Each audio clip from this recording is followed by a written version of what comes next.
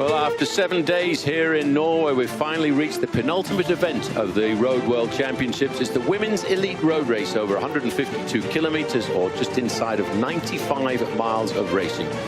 Good morning, everybody. I'm Paul Schoen. Alongside me is Bob Roll. And as we look at the fluttering Norwegian flag on the top of one of these 7 mountains surrounding the city of Bergen, it's a beautiful day of racing here. Let's have a look at the route that the riders face. This is the circuit that all of the road races have transpired on.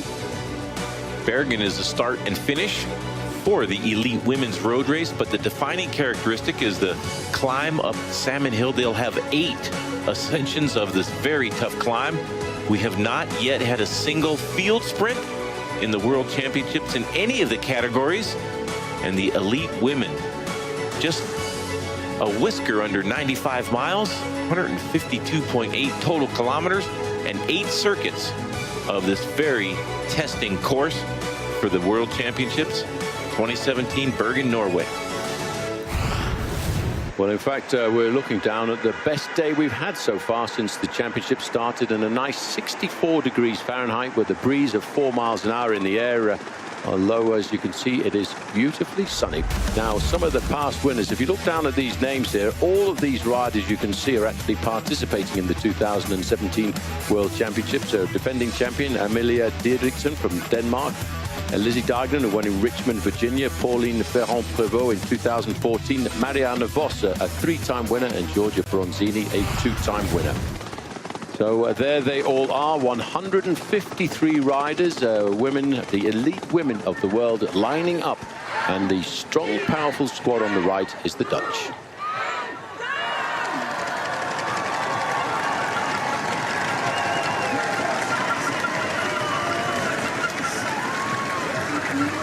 Riding off right behind the Dutch was Team USA. The Dutch, I think, Bob, when we look at this field that has been put together, has to be the squad to beat. I have to agree 100% with that. Paul, the Dutch have a phenomenal roster of riders. Anna van der Bergen, Annemiek van Vleuten, recent winner of the time trial, Marianne Vos, Lucinda Brand, Chantal Black. And the question might be for the Dutch is who they're going to work for. So many stars on their team. Into this tunnel, which takes some quite impressive that we've got images. Oh, there's a crash over on the right-hand side. Honestly, I hope that the elite women don't follow in the footsteps of the junior men that had a very tough time staying up off the deck throughout their event. Well, that was less than 90 seconds before we saw the first crash of the day. It was pretty much towards the back end. I mean, Bob, this is pretty safe going through here. The visibility is limited, especially if you have your sunglasses on. Obviously, a lot darker in the tunnel. Norwegian rider, the host nation, having trouble getting her bike going again. Stine Borgli is going to have a bit of chasing to do to catch the field. Don't expect a rapid start from this race, because I think everybody's seen that they need to treat this race and this circuit with a fair amount of respect. Maybe the second strongest team is that of the United States. The Norwegian rider, they're still waiting for some assistance, Stine Borgli. That's a lot of bad luck to crash in the first kilometer of the World Championships when it's hosted by your own country.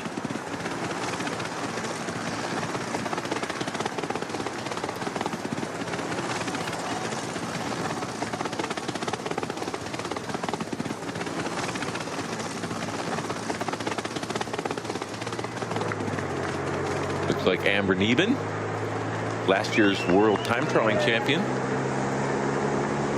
Canadian rider on the front. Germany also in the front line.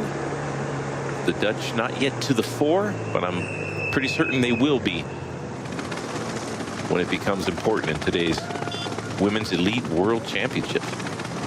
Well, I think we can expect from this race just about exactly the same as we've seen in all of the other races on this circuit, a grinding down process. It's really been an elimination with the The screws getting cranked up towards the final 2 to 3 laps of the course. The women will face 8 laps of this 19.1 kilometer circuit.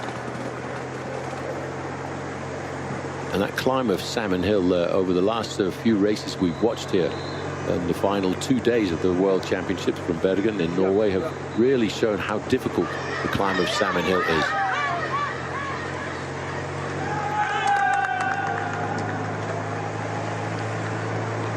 Big question mark over the British squad.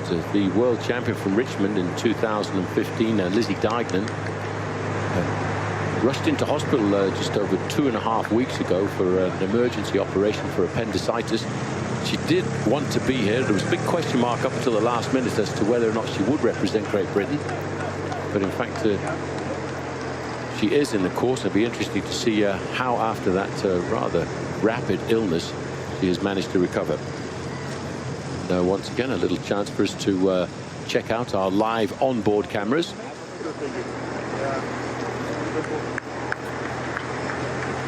So very early on, 153 riders started, and I wonder if some of those riders who were involved in the little accident once they went into the first tunnel of the day have managed to reintegrate themselves back into the main field. So now the Women's Elite Road Racing Championships is underway for a shade inside of 95 miles of racing. We'll take our first break of the day. The USA has a field of 7 women in the World Championships here. Megan Gagne and Corinne Rivera, 2 very fast sprinters, but only one of the riders in the US team from outside of California. That's Lauren Stevens from Dallas, Texas. The rest are from up and down the state of California.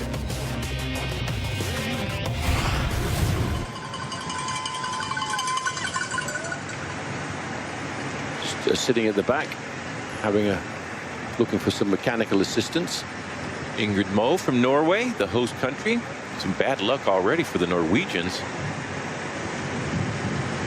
Looked like Stina Borgli crashing just a moment after the start in the tunnel. But plenty of time to get back into the field. And a pretty reasonable tempo being taken by the women so far.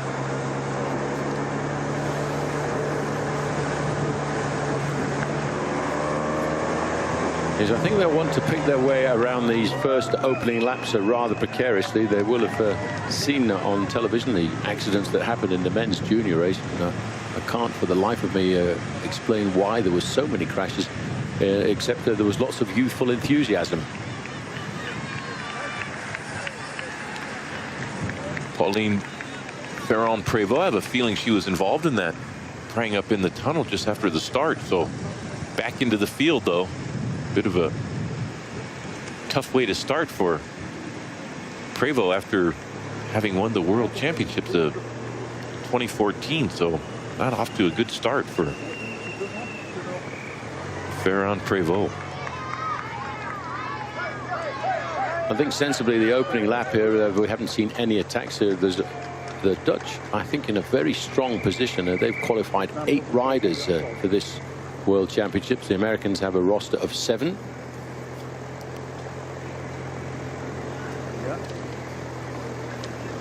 Of course, you have to qualify for the number of riders you can bring to the World Championships on the points competitions throughout the course of the year. It's extremely important to try and qualify as many as possible. Which Lex Albrecht on the front from Canada rides for the Tibco team during the rest of the season. I think that's Trixie Worak from Germany, also hovering near the front.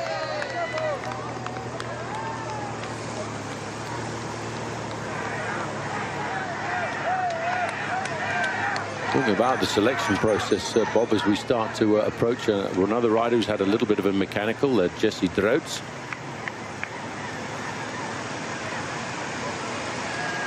The Australians, a bit of controversy in their selection. They qualified 7 riders, but they felt that financially they couldn't bring all of the riders. So a couple of riders, including Chloe Hoskins, in fact, had decided to challenge the federation's leaving 2 places vacant, and they were brought into the selection at the last minute. So Australia actually starting with a full collection of 7. This is in fact what Chloe Hoskins had to say. There is some extra fire in my belly. Screw the naysayers. Anyone that races with me knows that I'm high enough quality to be on the team. I'm here and I'm going to race for my team. It's a challenging course for sure. It's not tailor-made for me like Qatar was, but I'm at the point in my career where I want to be challenged. Well, that is pretty sure that she's got a little bit of fire in her belly as we look at the back end of the main field, and certainly that was quite a brave move by two riders to challenge the federation, and they did come up and get themselves the victory, having challenged that decision to financially lead out the two riders. And the new team manager for Cycling Australia, Simon Jones, a British rider, a former British coach, is going to have some hard times trying to bring the squad together when you start a World Championships with that kind of atmosphere. Well, qualifying 7, but only committing enough of their budget for 5 to be brought to Bergen.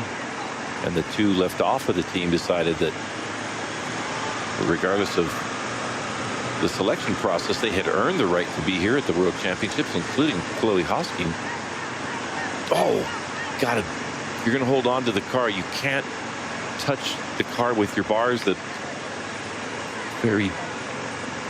That's something you need to practice for in a race situation. This is looking pretty shady so far for the Norwegian rider. Ingrid Moe trying to get an adjustment to her derailleur there rather than swap out her bike. So never comfortable watching the mechanic reaching down towards the gears in the chain.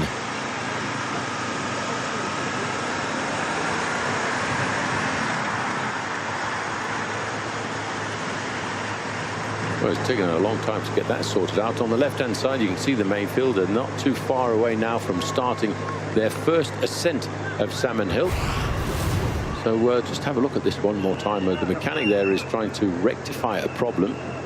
Just at that point, she's trying to hold on to the car to get her service. She hits the speed bump, which is not ideal. Here we are, first timer for these riders now to tackle Salmon Hill. And there's the profile on the right-hand side. Average gradient 6.5%, and it's steepest at the bottom at 7.8, with Great Britain starting to come up to the front. Chance for the first breakaway to get established, perhaps, if anybody wants to commit to it.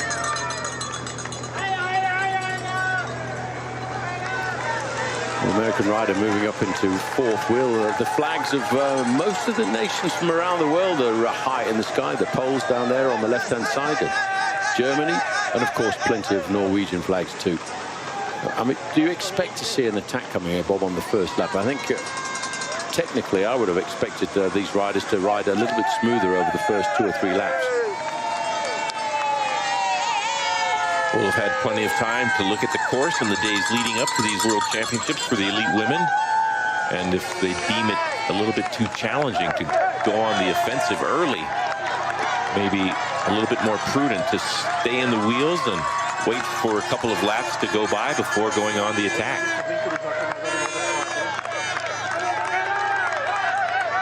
Well, Norway quite happy to relay, followed by Germany. United States up into 4th position.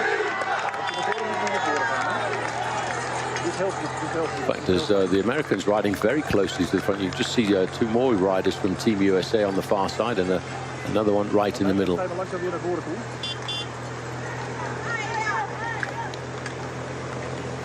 Well, although there's no attacks coming, race radio is crackling, saying 1 or 2 riders are actually getting dropped from the main field.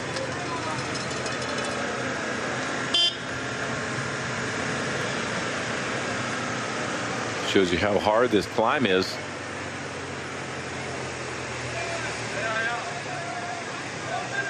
Norwegian riders had some mechanical issues so far, and maybe still. The problem is, Bob, this road is so narrow here that the team car is going to have a hard time actually coming up to quickly service that rider.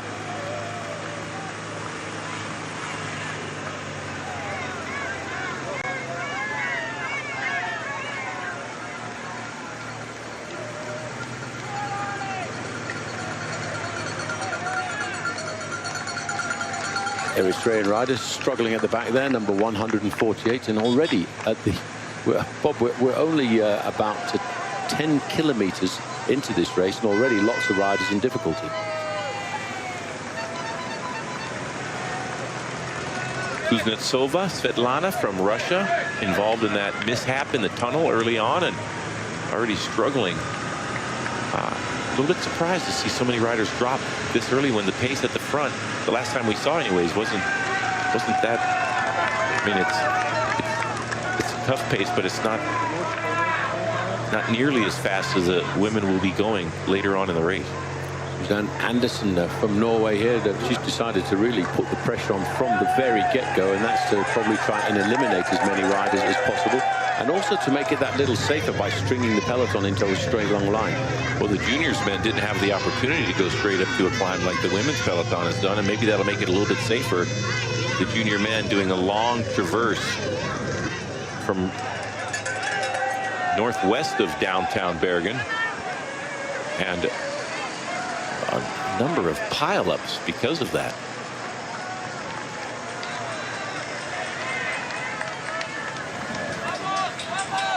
Plenty of riders in serious difficulty inside of the first 10 kilometers of this race, which is a 152-kilometer course, just inside of 95 miles of racing. Norway then obviously have decided that they want to lay down the law very early on the opening lap.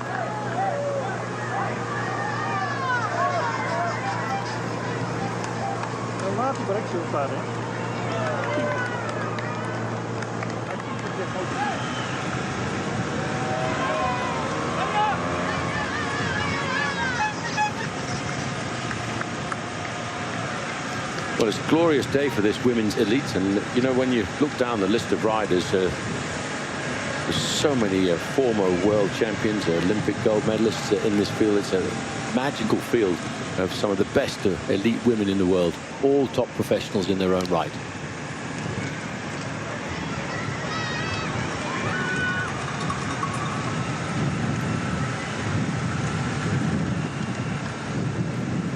Another little look at the onboard camera. Megan Guarnier coming into the screen, if I'm not mistaken. Get the focus squared away eventually on these onboard cameras. But inside the field, unique images now starting to become a part of the coverage of cycling. And Marianne Vos in the orange jersey there. Well, we've gone up the climb of Salmon Hill on one occasion. That means these women in the elite road race here are going to have to face 9 more ascents of Mount Ulriken, or here more colloquially known as Salmon Hill. When they go down to the bottom and reach the finishing line, they'll face up to 7 laps to go. Just looking at the wins by nation, France have won this world title more times than anybody else with 10, but the favourites, the Netherlands here today, have got 9 gold medals, so they're looking to equal the French. The Belgians 6, Great Britain 5, Germany 4, and a little bit further down, the United States with 2 victories.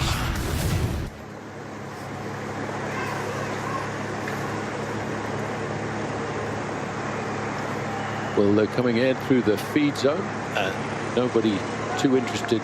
Normally the feed zone is not quite opened up until they've covered 1 lap. But of course, American sitting right in the middle. That looks like Megan Guarnier. I wonder, Bob, when you look down at these Dutch here, what an incredible squad they've got. They've got the Olympic champion, they've got the world time trial champion, a former 3 times world champion in Marianne Vos. I just wonder if anybody's going to beat them this afternoon. A very, very powerful squad, and it could work not so much in their favor if the riders that they ride for don't have the legs to finish it off. But generally speaking, it's just an incredible roster, and all the women on the Dutch team capable of leading almost any other country.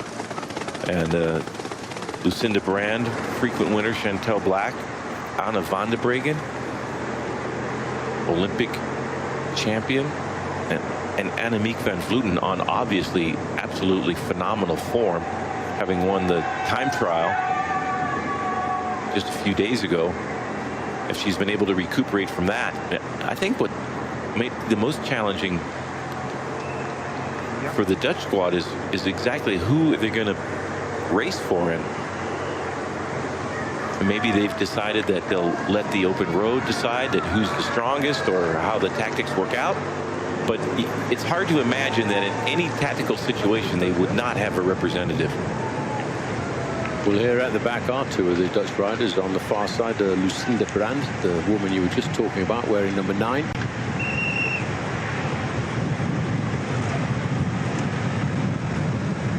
I think all of these riders are a little bit concerned about the difficulty of the accumulations of these climbs of Salmon Hill.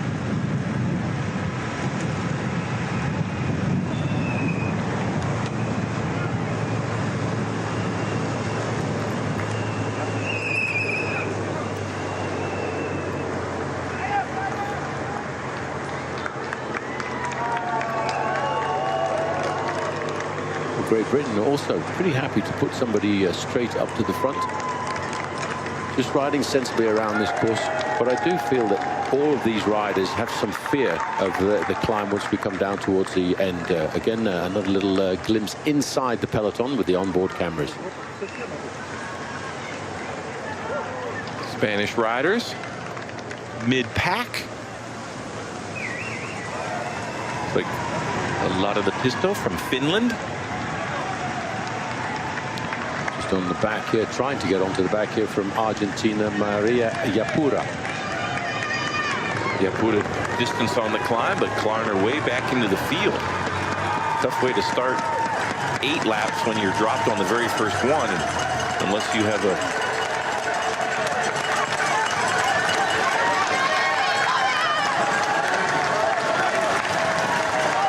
much better legs required in the latter part of the race. You've already been dropped at this point.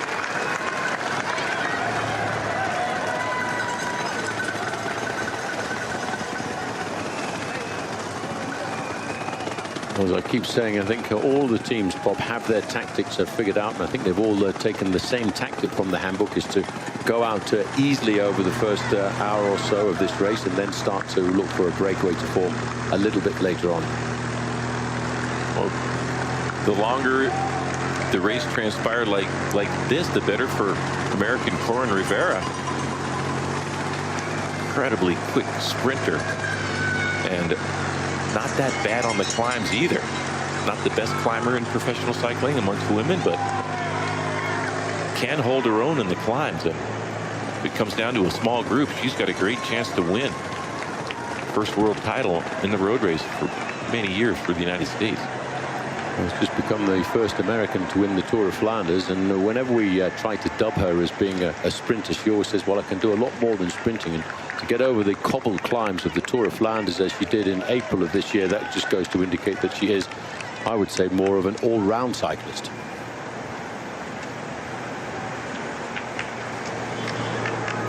A little bit of some aggression now at the front after nearly a full lap of racing.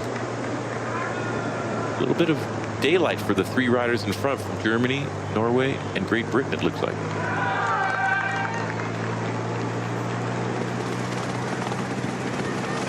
I don't think the Norwegian organisers could have asked for a better weekend of weather to really show off the beauty of this city of Bergen.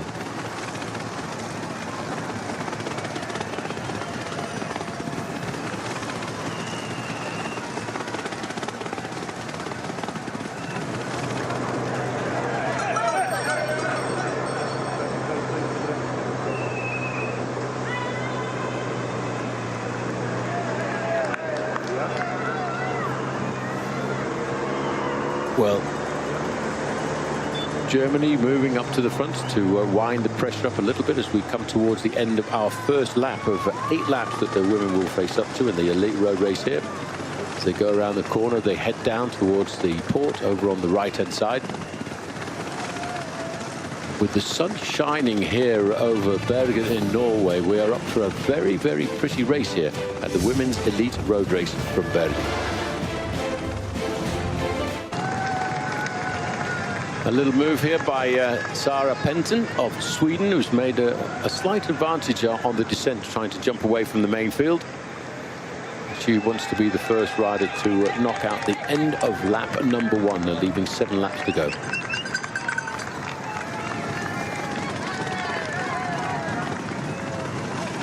See, with the main field bunched across the road like that, there's no major country quite keen yet and starting to set the tempo. They're all banking on how difficult this race is going to be towards the end.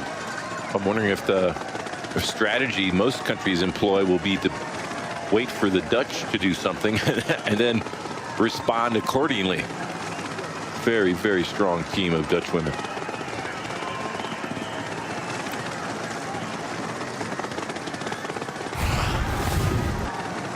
Well, here's the move just over there on the left-hand side when you can see Sara Penton of Sweden.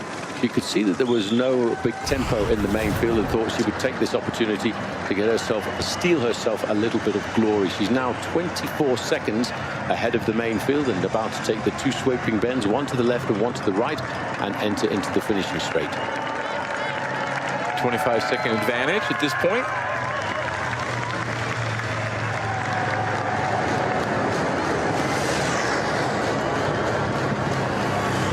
Yes, you might have to wonder why she's gone out and made a move like that.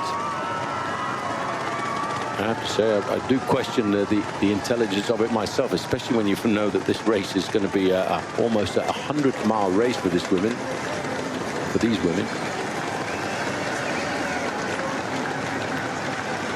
Well, what do you think the idea behind that is? I mean, if you're afraid that you'll get dropped on the climbs, and this is an advantage to get a little bit of an advantage on the flat roads before that, the only reason I can see where you'd want to try to get an advantage, but it's virtually impossible to do that every lap of the race. Now, do you think that would have been instruction from the team manager, or just in the right place at the right time and thought, I might as well have a go? There's another possibility is that her teammates now don't have to chase. They don't have to worry about the breakaway. They can sit on the more powerful teams, perhaps. And Great Britain, the United States, Italy, of course, brings a very strong team. The Dutch, probably the strongest team on paper. And presumably the Swedish teammates of Penton don't need to chase. 43 seconds and climbing advantage to our lone leader.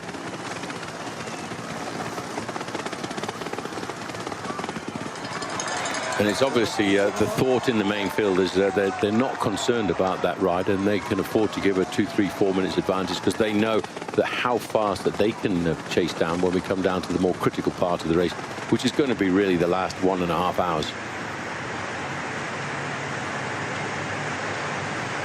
Amber Neben on the back for the United States. Didn't have the same form and fitness in the time trial that she had last year when she won. Had a real struggle, but she admitted not her best day on the bicycle ever. Well, the course as well not really suiting itself for two Amber Neben, especially with that very nasty climb that we had to go over.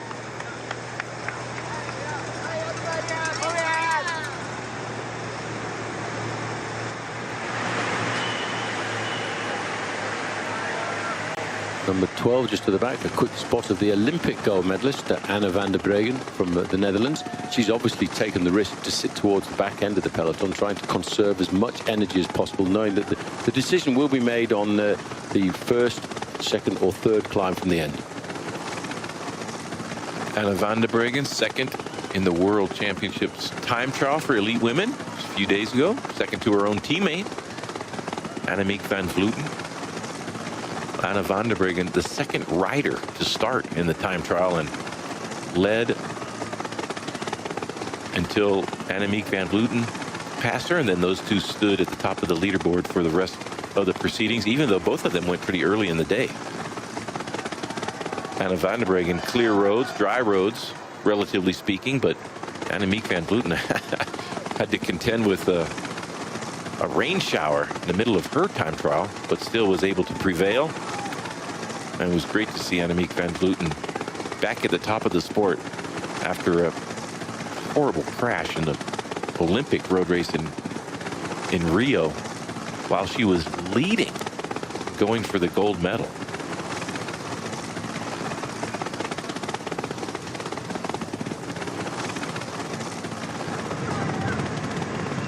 Well, back with a lone leader now, Sara Penton of Sweden, with their advantage creeping up to the 1 minute mark.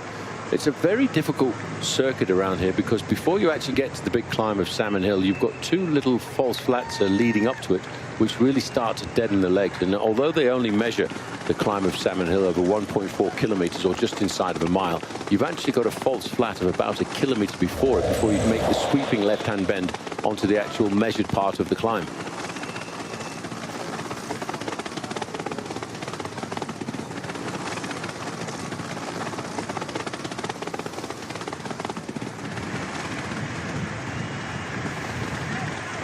This is what gives you the indication that they're actually not going that slowly, because you can see all of these riders in the line of riders at the back end of this mass pack of riders who are actually struggling just to try and stay in contact with the main field.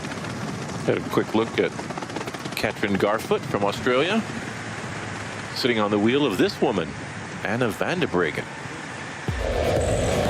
Yes, well, Anna van der Breggen just 12 months ago was coming down the descent, so her own teammate had crashed in the side of the final kilometer. They caught Mara Arad of the United States, and Anna van der Breggen put in a perfectly timed sprint to get herself the victory.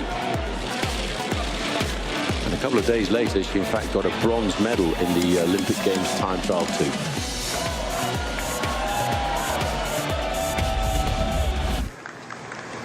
Well, I just wonder if she will be the star attraction for the Dutch today, or if it will be Annemiek van Vleuten, who, after that nasty accident last year, has had a sterling season so far this year for Orica Scott.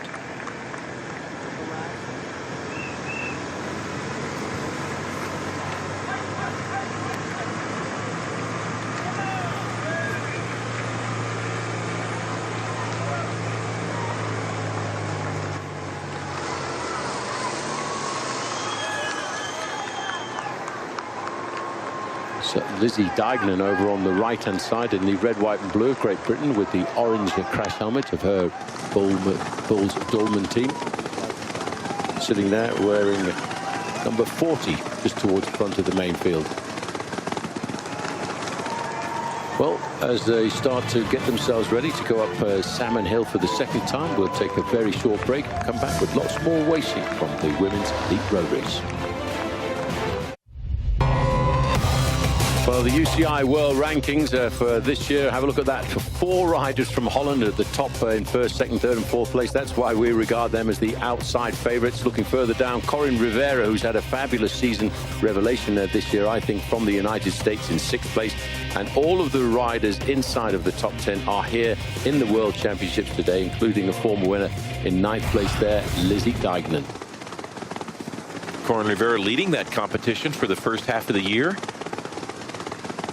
Still in 6th and can move up with a big result here in the World Championships.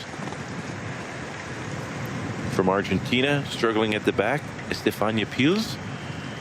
Trying to get back into contention here. It's tough to get dropped before the climb and bunches up like this, and riders at the front having a much easier time of accelerating at this point and wending your way through traffic. Never an easy proposition. Well, the little red spot over on the right-hand side, that's our lone leader currently, Penton of Sweden. And she's going to zigzag across the valley floor there. And that little loop you can see just towards the top, that's the loop around Salmon Hill. Green spot is the main field.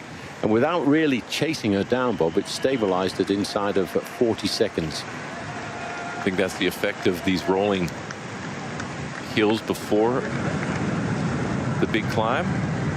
Down at the bottom of your screen on the left-hand side is our lone leader.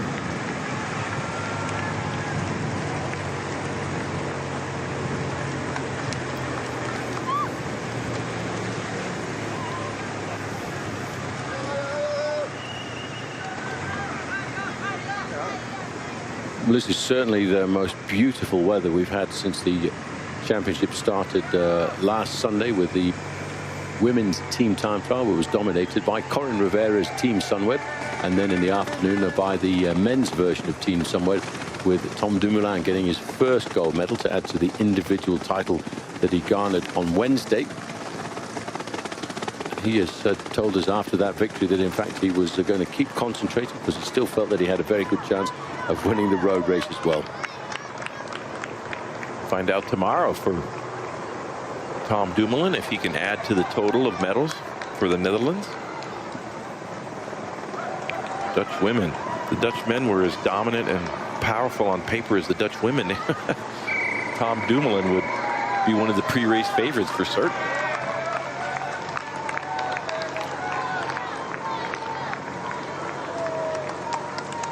Well, this is the part of the course I was just explaining, and although that's not the measured part of Salmon Hill, it's a long, long way till you actually get there.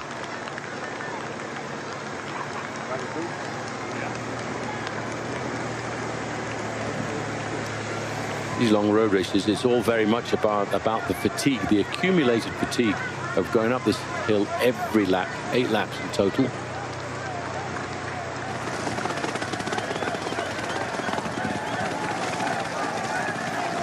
We talked about it a little bit yesterday. Racing on a circuit like this, you've really got to keep concentrated on the job in hand, because it can get quite boring, you're sitting in the main field knowing that you've got to wait till the last hour of the race, because it's nearly always in the last hour of the race that the perfect tactical decisions start to become unfolded.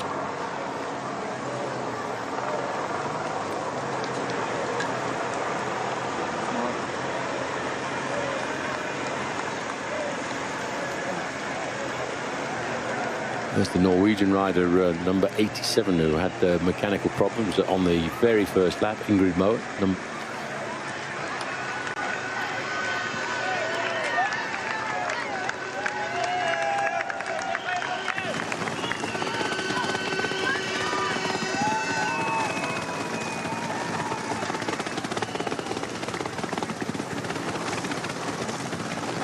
The 22, the American, just towards the right-hand side there, that's Ruth Winder.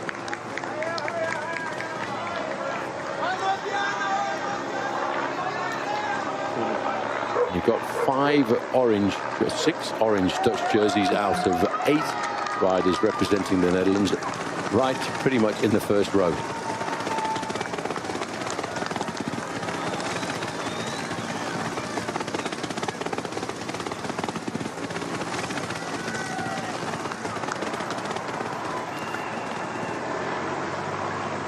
I think after the domination of the Dutch so far in this year in the UCI World Standings, that certainly every rider, probably every nation in this event, will be waiting to see what sort of tactics the Dutch are going to adopt and try and piggyback on the back end of their tactics.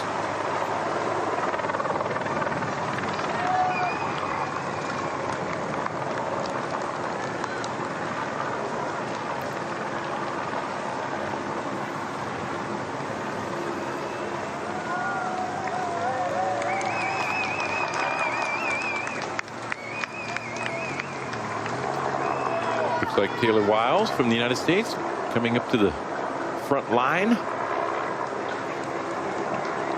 Having a great season. Wiles won the Tour of the Gila earlier in the year. 5th in the overall standings in one of the biggest stage races for women, the Thüringer Tour. Did the time trial earlier in the week, so maybe that's taken a little bit of the energy out of her legs, but riding near the front so far today. Well, the Swedish road racing champion takes that swinging left-hand bend now to start the measured side of this climb of Salmon Hill. With her teammates on Team Virtue, was able to get 5th in the team time trial World Championships last Wednesday. That was a surprising and impressive ride by Team Virtue, in spite of the fact that they lost one of their best time trialists, Amber Neiman, early in the team time trial event, and Linda Willemsen, their other great time trialing teammate, was able to guide them to 5th place in that event.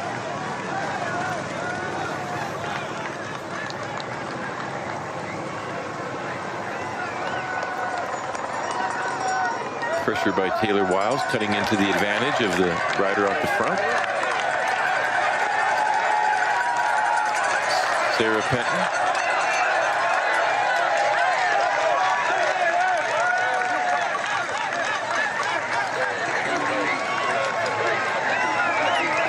Well, the gap to the lone leader pretty much stabilized, even though there isn't a chase on in earnest. There's a couple of riders from Australia moving on towards the front of this pack. United States over on the far right-hand side.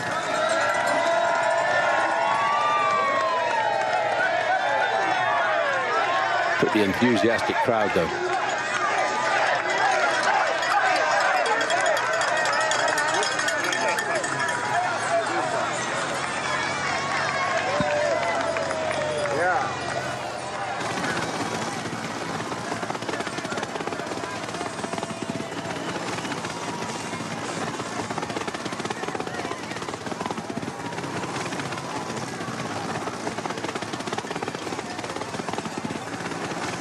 And it's at moments like this when you see that the tempo is not so high that some of the lesser riders start to feel a little bit confident, and then they think that it might be a good idea for them to go out on the attack.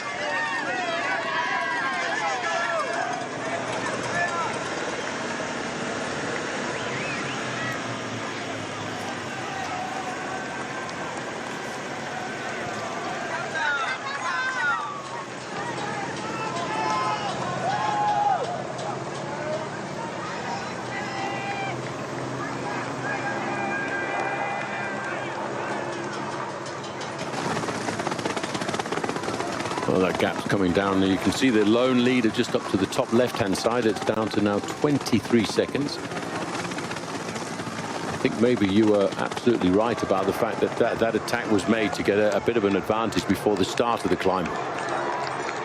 And that's something that sometimes riders, who, when they know they're not great climbers, will try and do.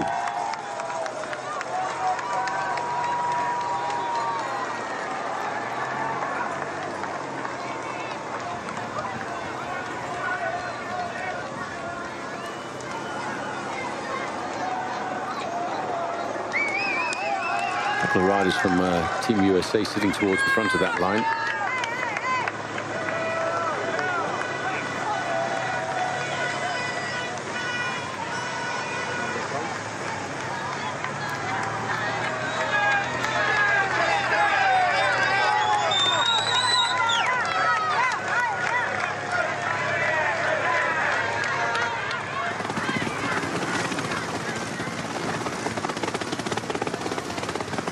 So when you think about Corinne Rivera, Bob, she has got an extremely powerful punch when it comes down to the end. But for most of the day, what she's got to do, she's got to just try and hide in that pack and make herself almost invisible.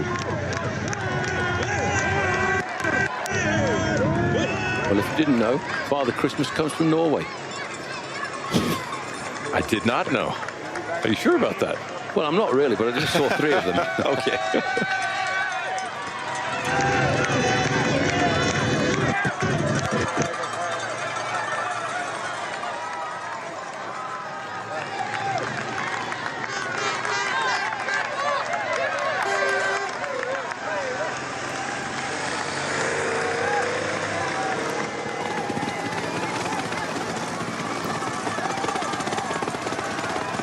That little bit of a breeze you can see reflected by the flag on the right-hand side, that in fact is giving these riders a slight headwind towards the top of this climb. 17 seconds is the gap as they went through the Norwegian salmon sign there at the top of Salmon Hill.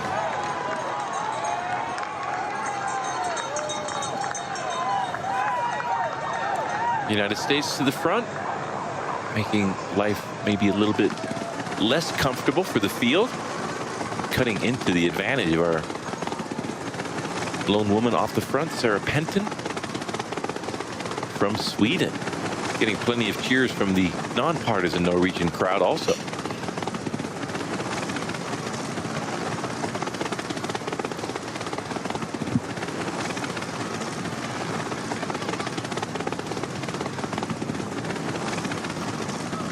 Some of the riders dropped on the climb, scrambling to get back on the tail end of the peloton. Tough way to start the World Championships in the first couple of laps. Dutch riders, wow. At least 6 out of the 8 in the first 20 or so riders in the field. Getting some live onboard camera views again. Rider from Norway here, fingers very close to the brake levers.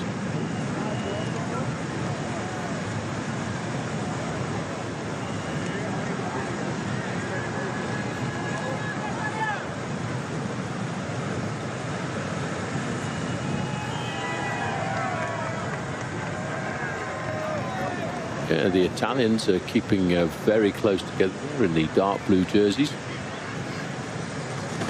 As they wind their way down this descent towards the end of this lap, they will be closing out 2 laps, leaving 6 laps to go once they cross the finishing line down by the port of Bergen. 122 kilometers to go. That's just hovering around 70 miles of racing. You can see the French riders just hydrating themselves on the right-hand side. They'll be looking after their pre-race favorite, Pauline Ferrand-Prévot, or PFP as they call her in France. World champion back in 2014. Incredibly successful career for Pauline Ferrand-Prévot. Back in 2014, won just about everything on offer in professional cycling for women. Been up and down since then, but starting to race well. She's been the world mountain bike champion, world cyclocross champion, a very versatile rider. If I'm not mistaken, she won 3 different world titles, 3 world titles in different disciplines. Easy for me to say. She's a seriously talented athlete, and recently got herself a bronze medal in the World Mountain Bike Championships.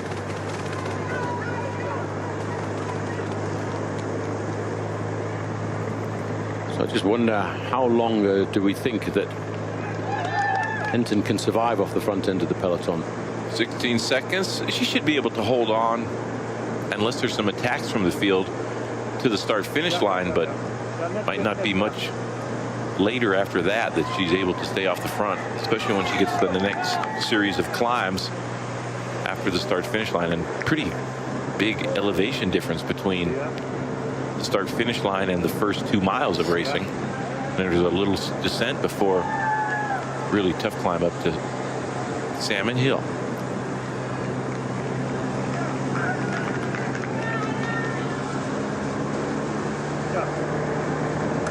Just a question in a race like this of just sitting, looking at your watch, looking at your onboard computer, ticking over the time and just waiting until the last 2 to 3 laps. Those are the most critical. That's when the fatigue has started to creep into the legs of your opponent, and that's when, if you have good fresh legs left, that's when you can start to open up the gaps yourself.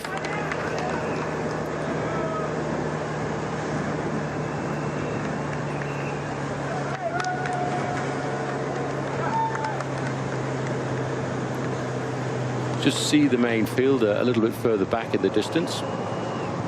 And as we look here, we were talking about Pauline Ferrand-Prévot. What a star she has been in this sport.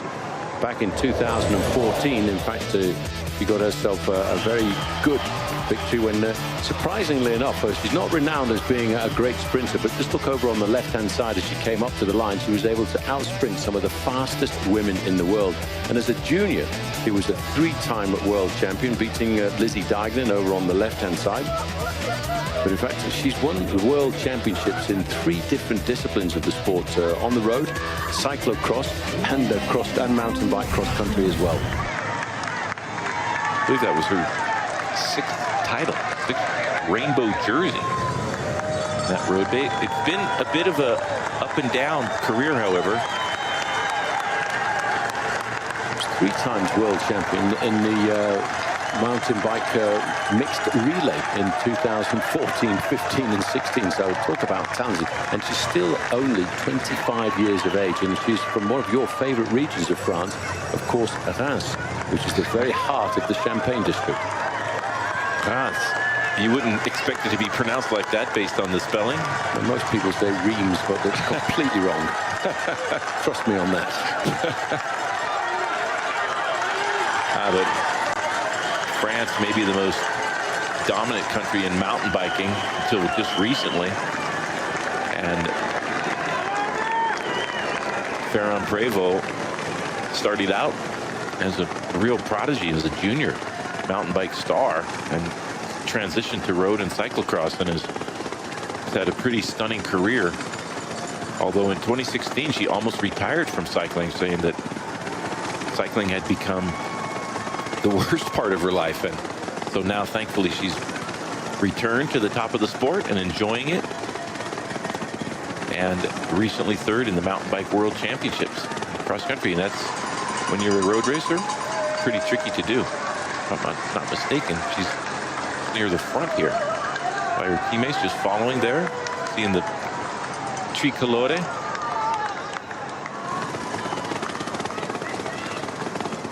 Blue, blanc, rouge, as they call it in France, their national, iconic national jersey. Well, Great Britain over on the left-hand side, they're quite keen to start to wind up the pace a fraction. There's a big question mark over how Lizzie Deignan is going to ride.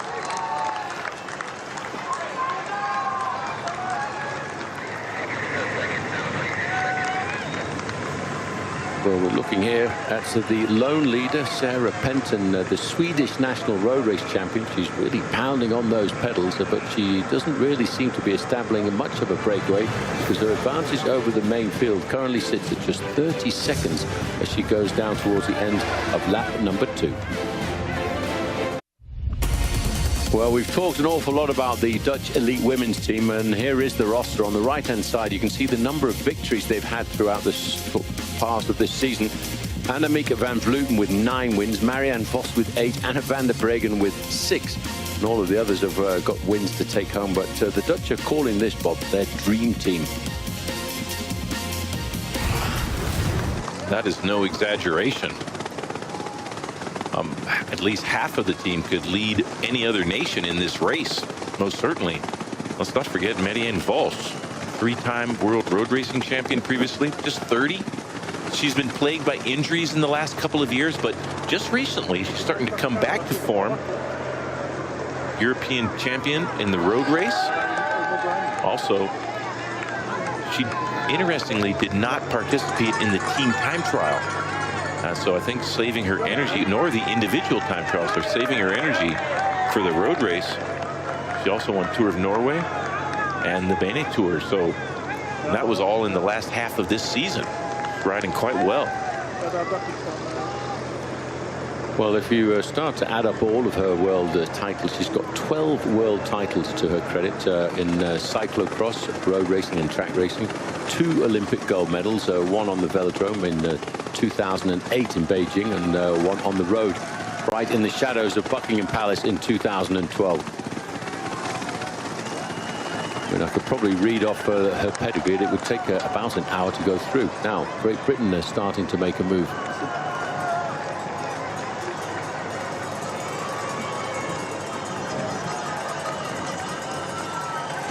Let's see if the British rider can join the lone leader, make it a breakaway of 2. It's about the same advantage that Penton had on the last go around, so if she can keep this before the climbing begins, she might be able to survive. Maybe not off the front, but in the peloton over the top. Just looking straight up in front, you see the houses over to the right-hand side. Those are the houses on Mount Floyen, where the men's individual time trial finished last Wednesday with a brilliant victory going to Tom Dumoulin. I have to say that that's probably the most exciting time trial I've ever commentated on it. Very dramatic images, great crowd, and Penton encouraging the spectators to increase the volume. Already pretty emphatic this early in the race.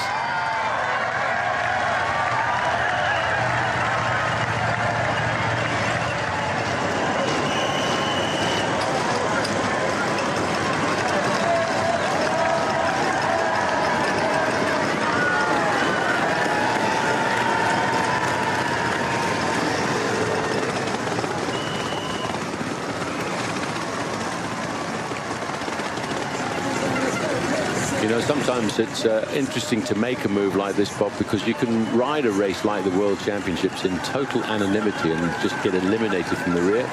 But we will, of course, remember the name of Sarah Penton, because she has managed to get herself into the breakaway. She's never really extended her advantage too much over the main field. It looked like that was the British rider who was partway across the gap.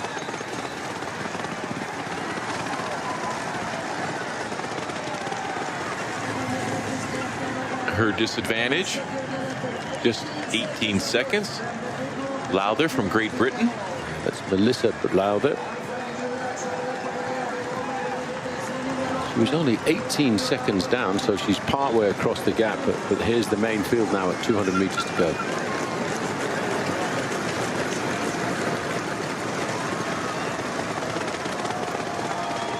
It's so hard to remain patient in a race like this, especially by around about now. These riders, the riders who are thinking about whether or not they can win this race, will know that they're in good form. They'll know that they've got legs, but they're good legs, but they have to wait until the last hour of the race. If you attack too early, you go into the energy account much too early in the race, and you end up being depleted down towards the last hour of the race.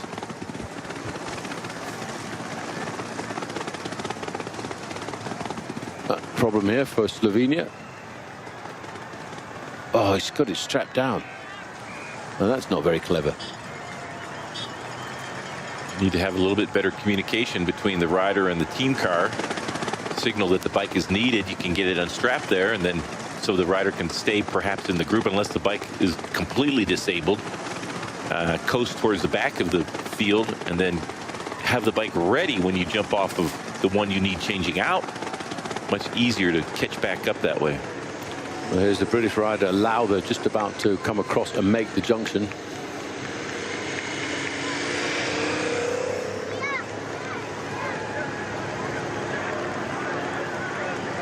I have to say, looking at Penton's pedaling style, she really seems to be struggling to pound those gears over.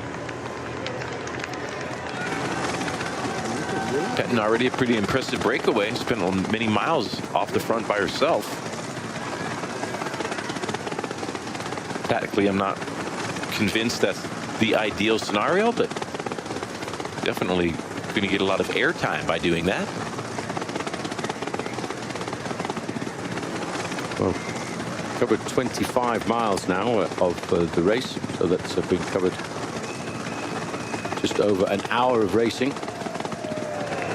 One competition that the under-23 women don't have is a World Championships, even though they do have a European road race championships for that.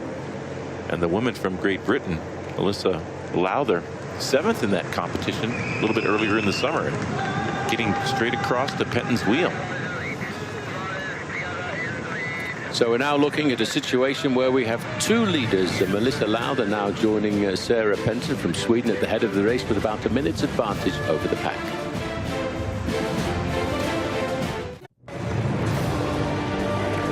Vos of Holland. She earns the gold medal in this World Championship, her first. The greatest honor has just been accomplished. And what a moment this is going to be for her on the home roads, as Marianne Vos will celebrate. Olympic and now world champion in the same season. Marianne Vos is going to ride into the gold medal in the rainbow jersey in the road race at the World Championships for the 3rd time in her career. Well, what an incredible pedigree this woman has at the World Championships. She's won it on 3 occasions. That's on the road. But look at all those second places going back to between 2007 and 2011. Talk about Miss Consistency. That is a phenomenal pedigree. And add to that World Championships in different, and you can just see just so in the middle there in the green helmet and the orange jersey, number 15, Marianne Vos. I think she became the first woman ever to be holder of the World Championships at the cyclocross, road racing and time trialing in the same year. And I mean, when I say that she's been 12 times world champion, that is not adding to the tally the number of world championships she won as a junior. Impressive career, just 30 for Marianne, and a massive superstar in the Netherlands. And before Tom Dumoulin rose to the top of the sport, that's happened very recently. The Dutch, their constant lamentation was that the men could not replicate the results of Marianne Vos and her teammates on the women's side of the sport. But now Tom Dumoulin and a number of other Dutch riders, Dylan Groenewegen, young stars on the men's side also for Holland. And Tom Dom, will see him racing tomorrow and should be pretty competitive if he has some of the form left over from the time trial that he absolutely dominated at this year's World Championships. Sitting toward the back there, number 18 from the United States, Amber Neben. I'm just wondering, Bob, about the Dutch team having so many big hitters on it, so many favourites. How do they work it all out when it comes down towards the end to decide who's the one who's going to go for the win? That could be the only real challenge for the Dutch. That could be the biggest challenge that they have, is identifying who's riding the best and then convincing the teammates to race for her. I would not envy the coaching staff of the Netherlands at all. It's almost in a, they're almost in a no-win situation. If you ride for the wrong woman, your team loses, then it would be easy to blame it on the coaching staff. And so it's a lot of pressure on the Dutch squad, even though on paper they are the strongest team in this race by far.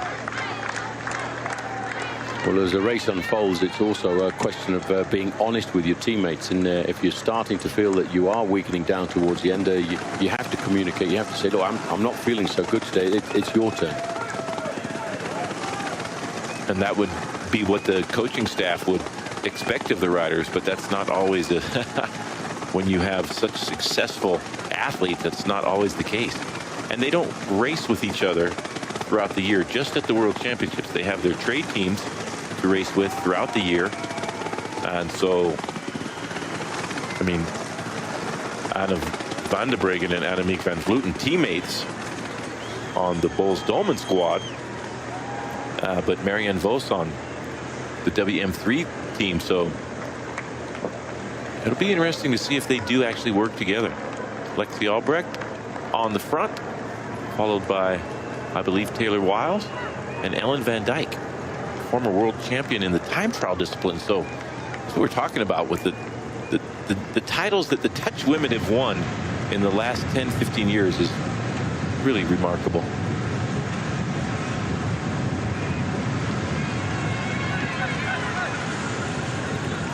So we now have a situation where the two leaders have got themselves hovering around about the 1 minute advantage over the main pack, containing all of the pre-race favourites. Melissa Lauda of Great Britain in second position here, and Sarah Penton, the Swedish national time trial, the new Swedish national road racing champion.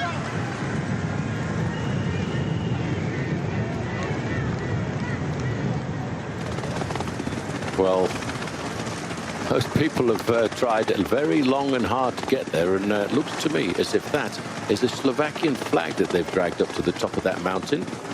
And I think a little bit wind blown at this point, but it's been there throughout the week, if I'm not mistaken. Well, they've dragged that up, though, for a certain Peter Sagan. I'm not sure how much of the bike race they can see from down there, but they don't mind. They're having a great time here on the top of this mountain outside of Bergen. Looking down on the main field, and still no major reactions coming out of the group that contains all of the pre-race favourites. Everybody's biding their time. See a couple of Americans moving up towards the front of the peloton, and number 17, Catherine Hall. But what I think is probably a very good sign is, so far I've seen absolutely nothing of Corinne Rivera, who's hiding in that pack, and casting my mind back to the Madrid challenge presented by La Vuelta. Oh, there's a little bit of action here, because in fact now Lauda on this little bit of an incline has started to drop the rider who was with her just a few moments ago, Penton. Coming back to finish that thought, Bob, until the final few meters of the Madrid challenge presented by La Vuelta, we never saw Corinne Rivera at all. She was hiding in the pack, and she knew instinctively just exactly which time to put her face at the front. Although she only finished in second place on that occasion, but she still is an incredibly good sprinter. Became the first American, male or female, to win the Tour of Flanders, one of the biggest one-day races of the year in the springtime. The Super Bowl of Belgian cycling, and no American man or woman had ever won that previously, and that was a little bit different than the Madrid challenge. She led out for around about 600 meters and had enough strength, tenacity to hold off a desperate field trying to win the Tour of Flanders, one of the most prestigious races in all of cycling, both for the men and women. So that was a really phenomenal result and heralding Karin as a force to be reckoned with. All the top women gunning for that race every year. And Rivera able to come up with the goods on that in 2017. Well, Karin Rivera, I mean, hard to imagine that just 25 years of age, she already has 70 American national titles to her credit. But I think this year she really has bounced onto the top of the international stage, riding for one of the top squads in the world, Team Sunweb. Karin and her teammates winning the team time trial earlier in these World Championships. First day on Wednesday.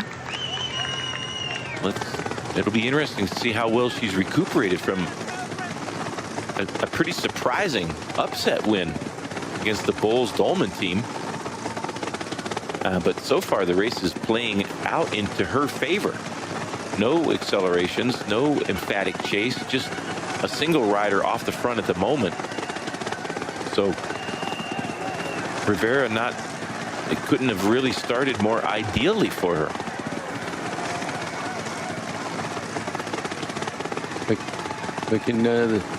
Sweeping around there, yes, Karin Rivera, who were in the Tour of California, the Amgen Tour of California, really showed us that the turn of speed that she's got. Look over on the right-hand side in the black and white jerseys of Team Sunweb, ably led out by her teammates there and showing everybody a clean pair of wheels to the line. That was stage 3.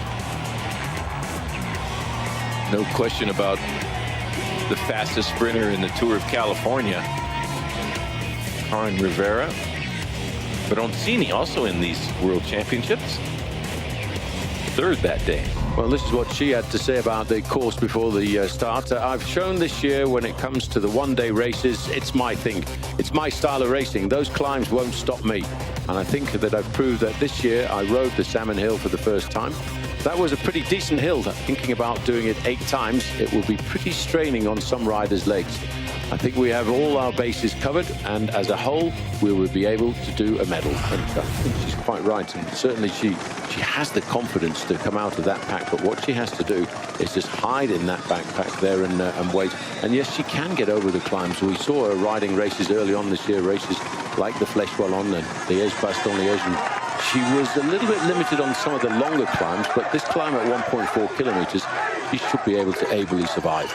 And it'll be interesting to see how the American team plays the tactics out in the finale. And I would imagine Karin has to put in a pretty good effort on the last climb for her teammates to be assured that they should work for her for the rest of the race. And it's going to be a very complicated last couple of laps. It's been a great World Championship so far, and the elite women have a feeling that it's going to be equally exciting to the races we've seen thus far. Well, as you can see towards the back end of the pack there, riders slowly but surely being eliminated. This is one of those races, it's a bit of a war of attrition as we see the early breakaway rider here, Sarah Penton. She's about to get picked up by the main field. I think maybe as well, Bob, in her mind, in her psyche, she was thinking that she didn't like the course. She probably knew that she was going to struggle there once we started to get into the second half of this race. So why not get out there and show your face off to the crowd? Can hold off the field for just a little bit longer. She'll be close to the top. Doesn't look like that's going to happen, but she has some strength left. She could slowly filter to the back of a pretty big group still and hopefully hang on over the top and recuperate a little bit and see how she feels sitting in the field and approaching the climb, Salmon Hill. So here's now the only leader in this race. It's Melissa Lowther of Great Britain. She's got about 30 seconds over the main field.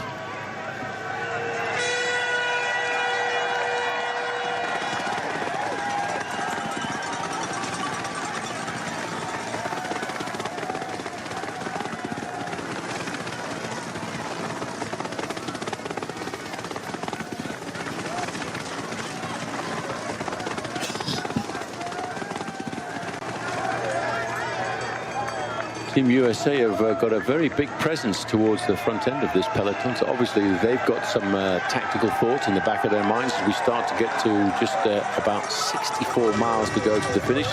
Melissa Lauda, who's the current British under-23 road racing champion. She's also one of those riders who spends a lot of time racing on the track. Looking at the roster for the American team, not out of the question that they are able to put pressure on their every other country in the race.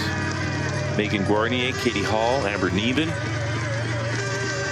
Lauren Stevens, Taylor Wiles, and Ruth Winder. And if they decide to heat things up and put pressure on, they definitely have the team to do that. I think I just caught sight of Corin Rivera coming back into the field.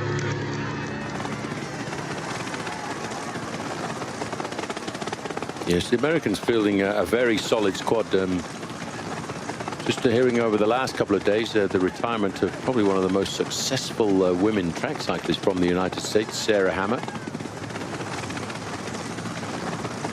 who's really been the captain of the women's track cycling, and passes on the mantle now to Chloe Dygert, who rode a very solid individual time trial. She's not riding the road race because they're just 19 years of age. I think they're holding her back just a fraction to try and see where she's going to develop. Currently making most of her eyes onto the velodrome racing. Well, pretty good speed too as well. 56, 57 kilometers an hour. That's about 35 miles an hour going downhill. So the British under-23 road racing champion, Melissa Lauda, she looks over her shoulders, but I can tell her she's still got a 24-second advantage over the pack. So we're back with the main peloton. The lone leader is hovering at around about 15 to 20 seconds off the front end of the main peloton. We have now covered 3 times the climb of Salmon Hill. That leaves 5 ascensions still left to go.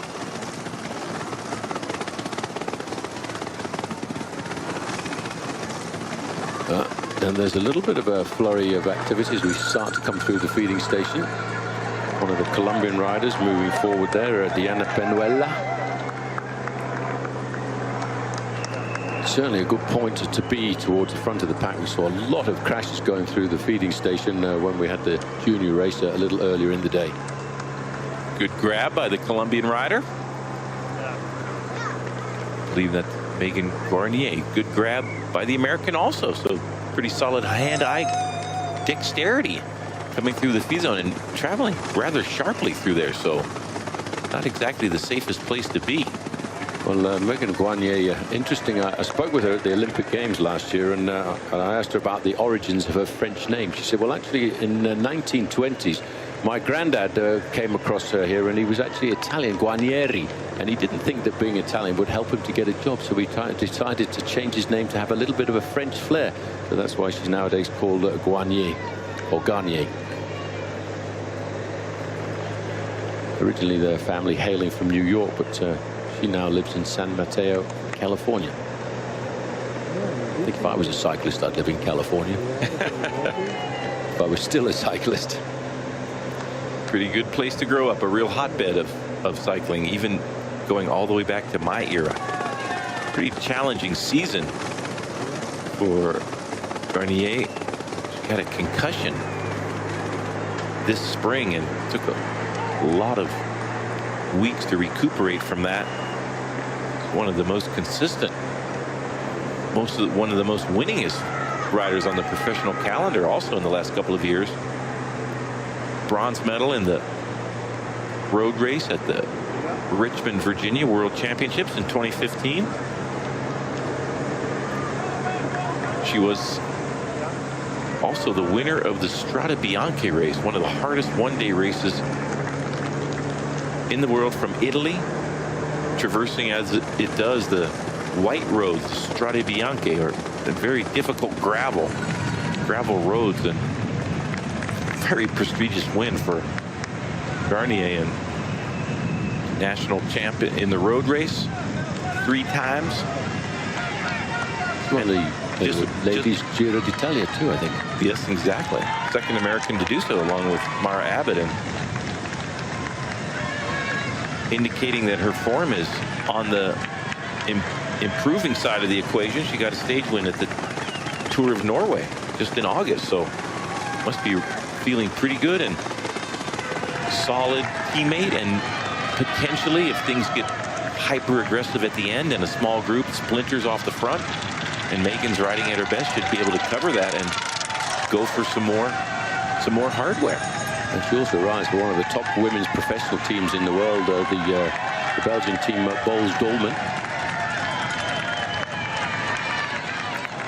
Alongside Lizzie Dignan, a very powerful squad.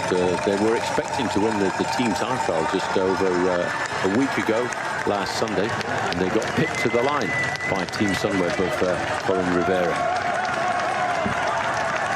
Also on Boels Dolman, Anna van der Breggen. Not, however, as I erroneously reported, Annemiek van Vleuten. She rides for the Orica squad. Yes, but Anna van der Breggen, what a fantastic early season she had as well, winning the 3 great Limburg Classics, or the Classics down towards she won the Amstel Gold Race, the Flèche Wallonne and Liège-Bastogne-Liège in 7 days of racing. I should say the Ardennes Classics. Ardennes Classic, yeah, impressive spring. It started kind of slow for the Boels Dolman team, but then Anna van der Breggen, the 3 biggest races on the women's calendar in the early season, along with the Tour of Flanders, but a little bit later in the year, it was van der Breggen winning all 3 in a row.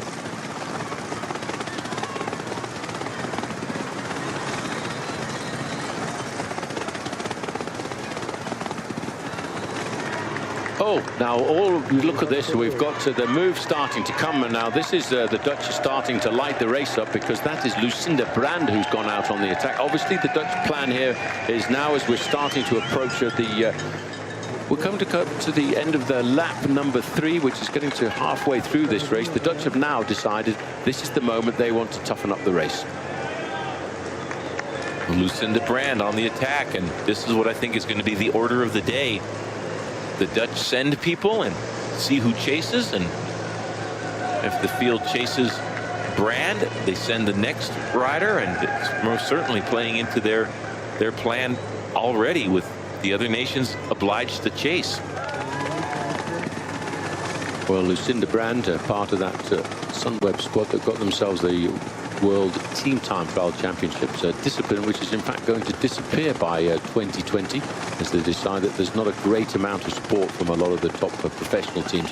I think it's a pity, because when you do see the Team Time Trial, when it works out perfectly and it's well orchestrated, it is a beautiful event to watch. One of the most sublime visions in all of cycling is the Team Time Trial, and watching the precision and the challenge. A little bit of a discussion here going on. Don't think this breakaway is going to last much longer. Italians, it looks like, on the front chasing, but the Team Time Trial, a beautiful event to watch. Absolutely, Paul.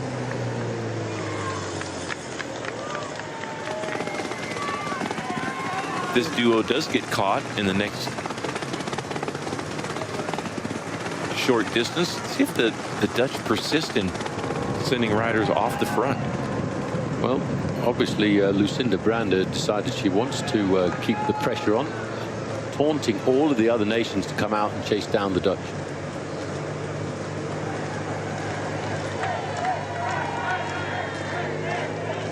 You can see it's Italy in the dark blue jersey have decided to pull it all back together, but I think this is the start of the aggression now in the women's elite road race.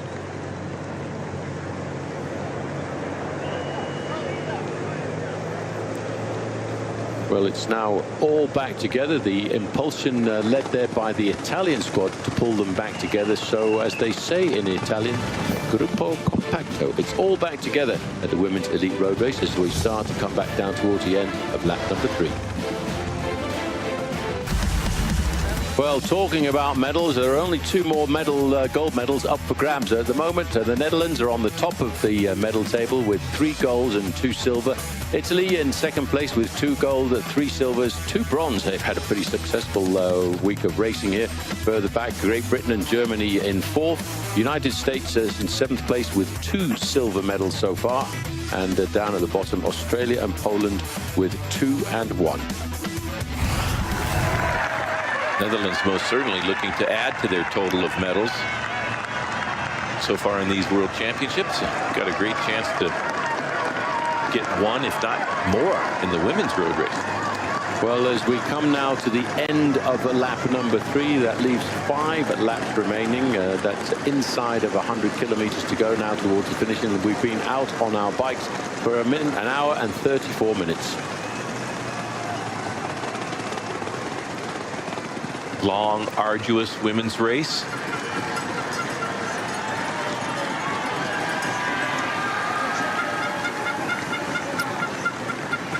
Five laps to go.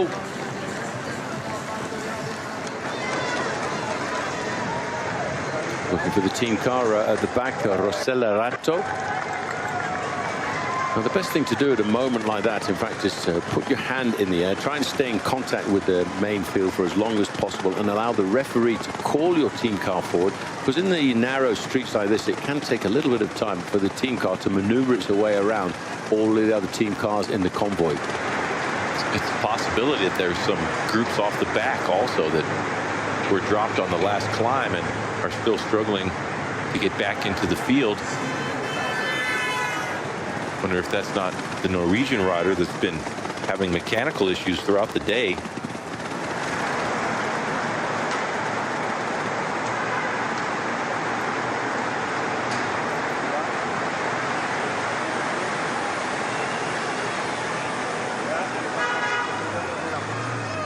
Number 21, the American, just over on the left-hand side is Taylor Wiles.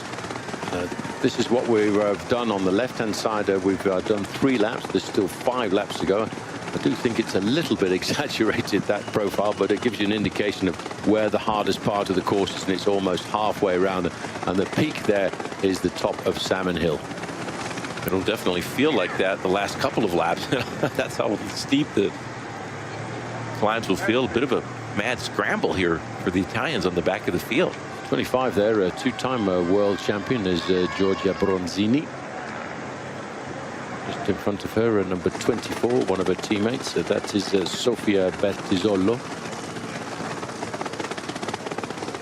Now, Bronzini, if they don't get rid of her on the final few laps, she'd be a great candidate for a victory. She's already won this World Championships on 2 occasions. On her day, one of the quickest sprinters in all of women's professional cycling. Impressive list of successes during her career. We haven't seen a field sprint yet. I kind of doubt it in the women's race, but you never know. Quite right. So there are the team cars are not right up behind the peloton there, because there were a number of riders who got tailed off over the recent climb there of Salmon Hill.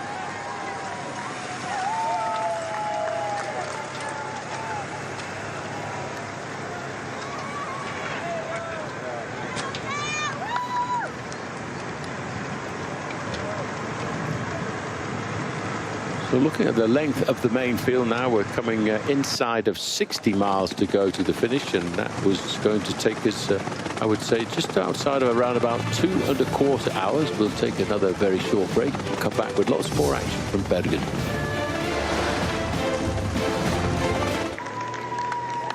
Back to the World Championships in Bergen, 57 miles to go to the finish, and the Swiss now deciding they want to lay down the law at the front end of this main field. We're out onto lap number 4, and we've just gone through the first little rumble strip of this course around here, and the next climb on the agenda will be Salmon Hill in around about 2 kilometers time.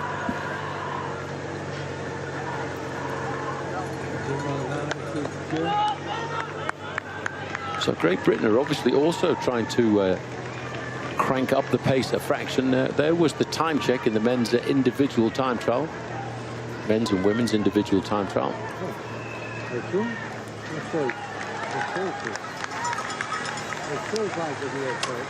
Getting tough at the back. Colombian rider Sanabria trying to close those gaps down, and riders being dropped. That's always difficult when you sit at the back, and one of the dangers is that as riders get into difficulty and get dropped, rather than maintain your own tempo, you have to jump around them to stay in the field. And do that a few times on each climb. Tough to expect that you're going to finish in or near the front or anywhere in the peloton for that matter. Well, here's Melissa Lowther, the rider from Great Britain, who set the tempo very early on in that breakaway, riding across to catch the Swedish road racing champion. Now she's paying for her efforts as she's struggling to stay in contact with the main field.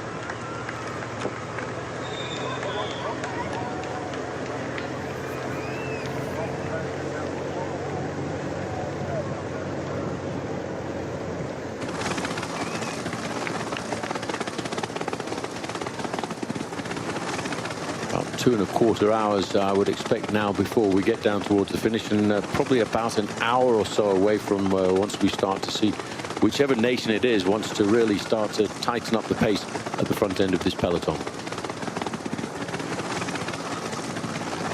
Stunning vistas throughout the week here in Norway.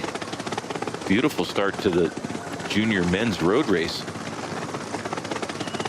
although quite dangerous, starting to the north and west of Bergen itself and the town of Rong, coming down a nice wide highway. But man, junior men, whew, a pretty big field. Now that we're getting to see some aggression off the front in the junior men's race, and they had a very tough time until the last corner of staying upright.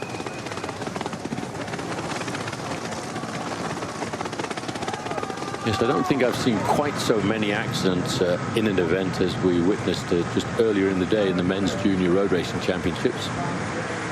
Riders taking the opportunity of this slight descent to get themselves back on, but as they go across that traffic roundabout there, and look how they've actually managed to change it. They've actually put a little bit of tar over the middle of the traffic circle to straighten out that corner and make it a little safer. And pondering how the junior men could have come to grief so frequently throughout their event, and I think it's maybe a perfect storm of a number of coincidences. A big field, a field that most junior riders have never faced before in their racing careers, and a wide variety of experience at top international races, like the whole spectrum from riders from the smaller countries that are in the development phase of cycling and the more established nations. And women's race so far much safer than the junior men's race, so that's, at this point at least, nice to see that. Well, we've been around this circuit a number of occasions with lots of different categories, men, women, junior men and women. And I have to say that having looked at this course over the last few days, for me, it's a very safe course. There's no real danger points.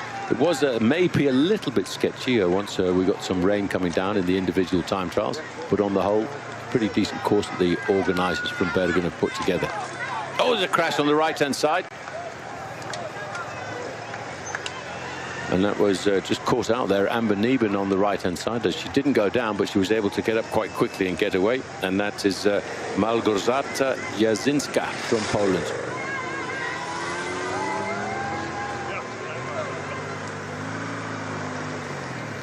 Seen Amber Nieben patrolling the rear and just clipping out and coming to a stop before going into that crash. It's also one of the dangers sitting at the back, as you might get in one of the crashes, or definitely increases your chances to being delayed by them. I'm just thinking, Bob, I mean, the Norwegians are not scared of a little bit of cold, but that cannot be warm water in this part of the world. Well, mid-50s the average temperatures, and that's the ambient in the water. I'm sure it's a lot colder than that. Well, we're down to inside of 90 kilometers to go, and there's still no action yet.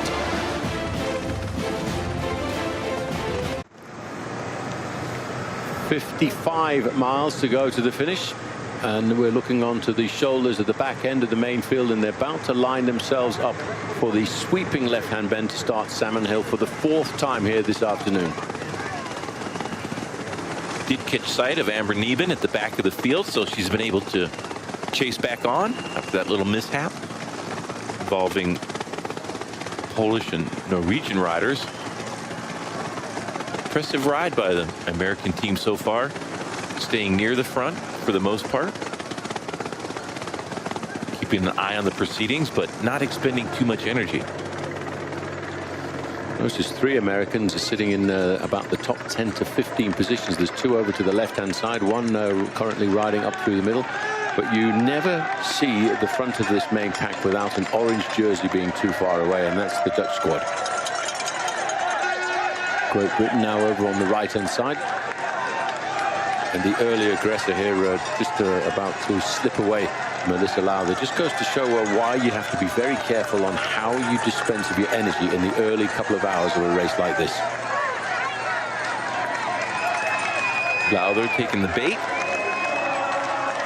Cast out by Sarah Penton earlier in the day, and actually able to drop Penton, but her solo persistence off the front starting to be a bit of a problem, staying in the group at this stage of the race, and still a long ways to go. Definitely don't want to get dropped at the halfway point. Well, there are 5 British riders on the top left-hand side there. The first rider was Alice Barnes. Not too far behind her was Danny King.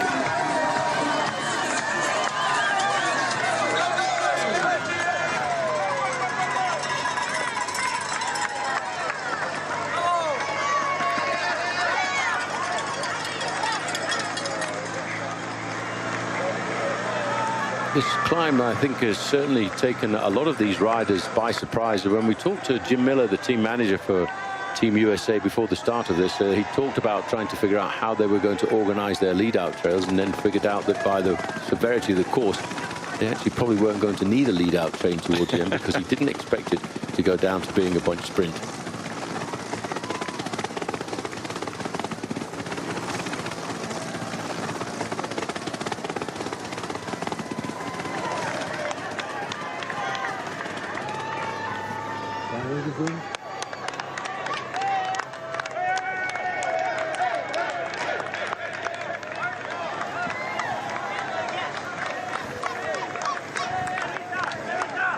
Lex Albrecht from Canada on the back. Races for Team Tibco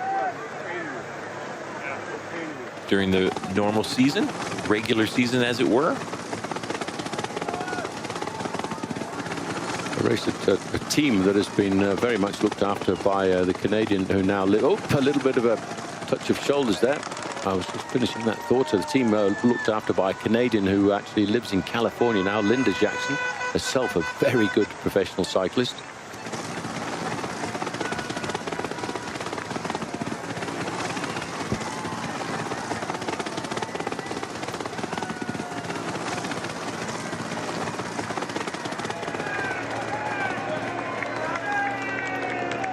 There's Megan Garnier just over on the left-hand side with the orange helmet for Team USA. I believe that's Lauren Stevens in the yellow helmet next to her American teammate, different trade teams. Lauren Stevens also on Tibco squad. We've got all of the styles and all of the disguises out this afternoon. Pas de Gâteau, not their creed, theoretically.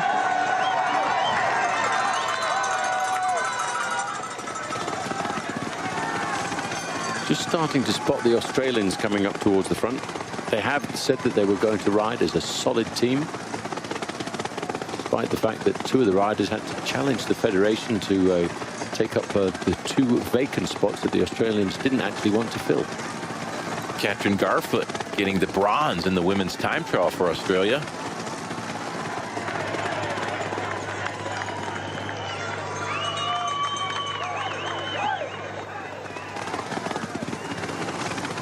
So as we get over the top of this climb for the 4th time now, when do you really expect the first signs of real aggression to come? I bet 3 laps to go, some riders want to put in a long-range attack. Some of the stronger nations sending riders up the road, especially if you don't have a fast sprinter, you definitely want to have much more of a difficult pace for the finale of the bike race, because you don't want the sprinters to have a chance to take all the prizes away. And to do that, you have to make the race a lot harder than it's been so far.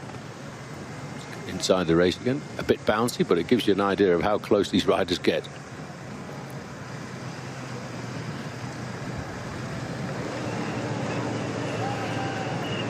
Looking here at a couple of German riders. The Germans have a pretty solid squad as well, with in their midst. They've got Trixie Worak, Lisa Brennauer,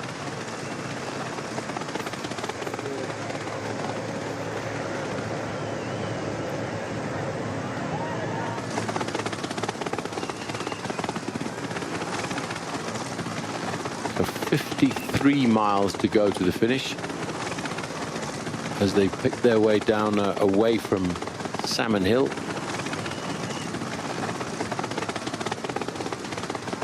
And as of yet, and I think it's a good thing, we haven't really seen very much at all of the American sprinter. Corinne Rivera has been sitting comfortably in the main pack, hiding herself, counting every pedal stroke, trying to ride along, as they used to say in my day, trying to ride along with glass cranks, as if you're not trying to pedal too hard on the pedals. That's the order of the day for all of the World Championship road races. Very long, very arduous, rolling climb, and then a tough ascension. Steepest at the bottom, Salmon Hill is. But the rest of the course is not that easy either. It has a real accumulative effect on the resolve of the riders in the field. Yes, just looking down there, that's the Bergen Central Hospital there, and just towards the left-hand side you can see the helicopter landing pad. And there's a few people who've got a very nice view. EMTs and orderlies watching the proceedings. Well, we're coming now to the end of lap number 4. Well, looking at the results of the Women's Elite European Championships, which took place in Denmark in August, just over a month ago, only 3 of the top 10 not returning here to the World Championships, but certainly Marianne Vos did, and she won the event ahead of Georgia Bronzini in a sprint, and in third place Olga Zabelinskaya of Russia was 2 seconds adrift. And so it just goes to show that there are a lot of the top women in the world, most of the top women in the world are right here in Bergen, Norway today.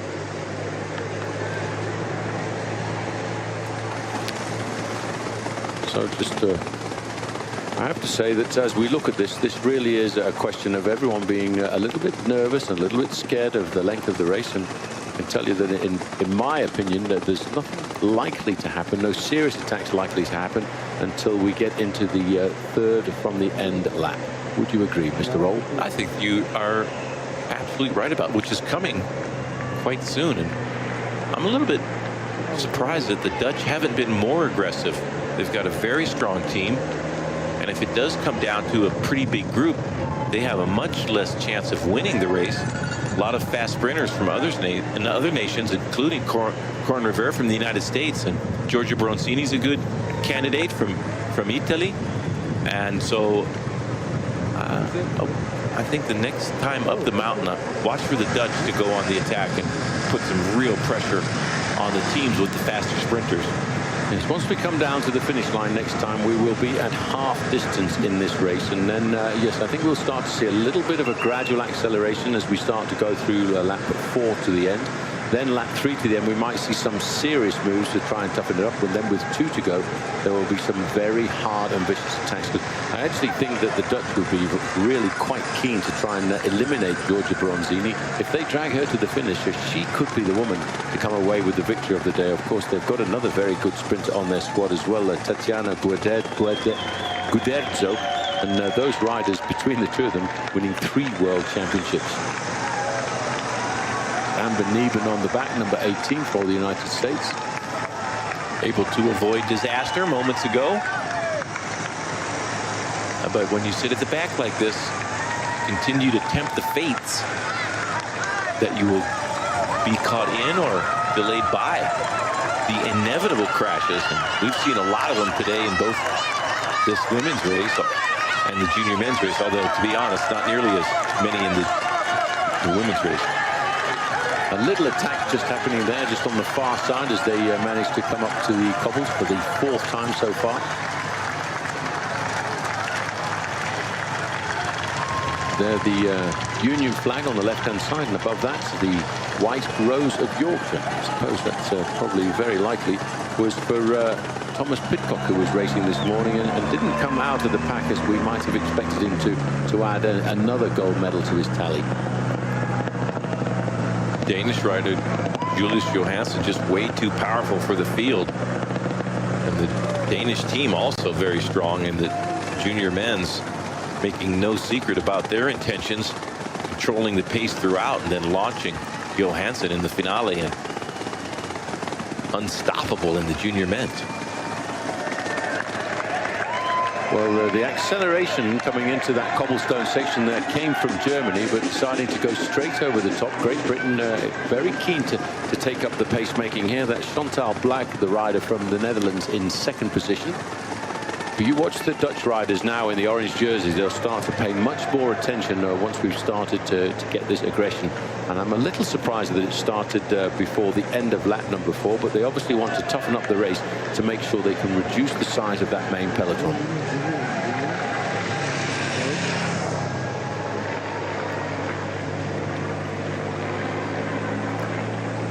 Megan Guarnier, 3rd wheel.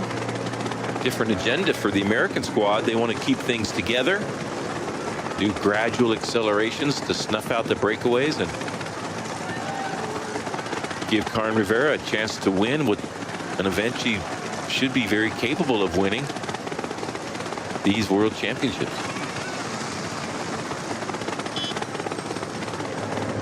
Well, you see how that little acceleration literally split the main field quite quickly. I think that's an indication that the fatigue is starting to creep in, and that's not surprising really, because we've been racing now for approximately 2 hours.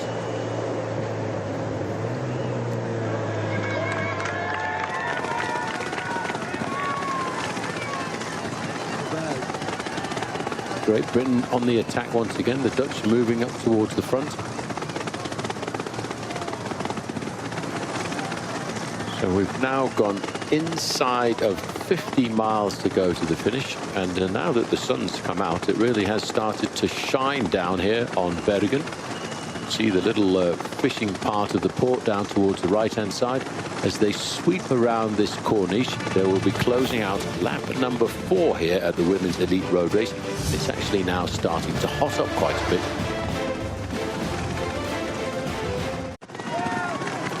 Back with the main peloton now, charging into Bergen for the 4th time now as they come to the end of lap number 5. And once they cross the finishing line, they will have reached the half-distance point here at the Women's Elite Road Race. It's 77 kilometers to go. A little acceleration here coming from the rider from Norway, Andersen. Should be cheered wildly by the local fans when she gets a little bit closer to the finish line.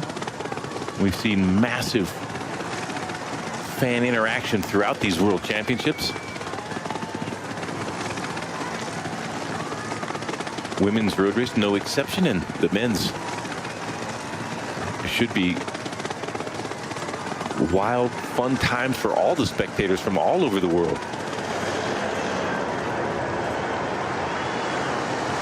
Well, the crowd has got bigger and bigger as we've gone through the whole of this week of racing. We're now on day 7 from 8 days of racing here at the World Championships. And Holland going out on the attack. They're not going to allow anybody any freedom at a moment like this.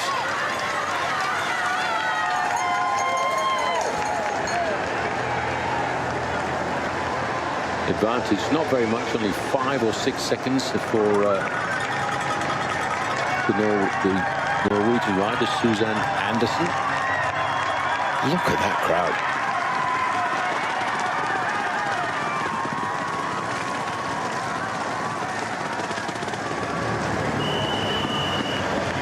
Still, it's amazing to think that the quality of the Norwegian field in all of the different disciplines, all of the different levels and age group, they still have yet been unable to win themselves a medal of any color.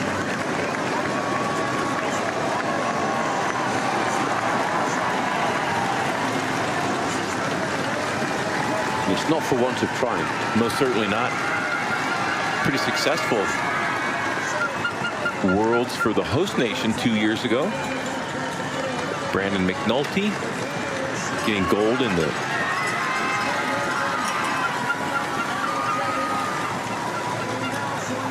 time trial last year, but 2 years ago, Chloe Dygart winning the road race and the time trial for the junior women, and Megan Garnier in this field today, bronze medal in the women's road race.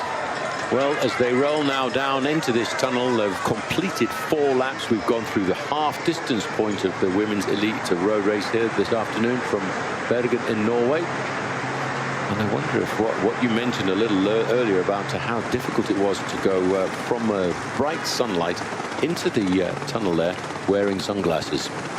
So this board here that keeps popping up every now and again is the position of the riders as they've gone across the finishing line, and all it does really is give us an indication of where they are currently sitting in the pack.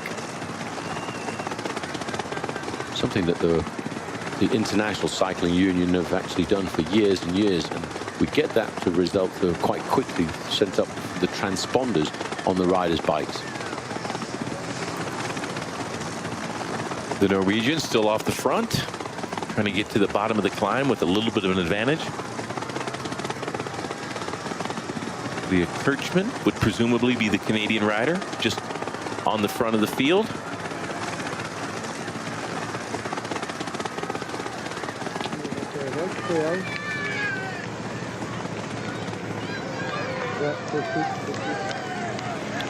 And there's the Norwegian team car over on the right-hand side.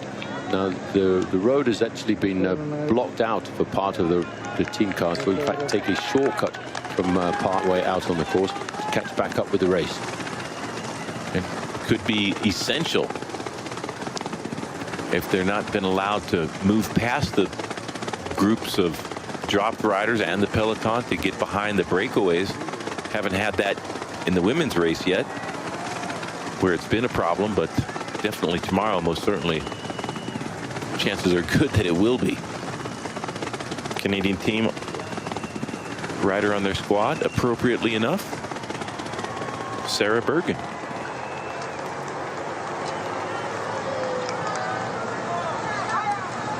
Just start to see the green and gold on the left-hand side of the main field of riders. That was the Australians now starting to move up towards the front. They're fielding a full complement of 7 riders.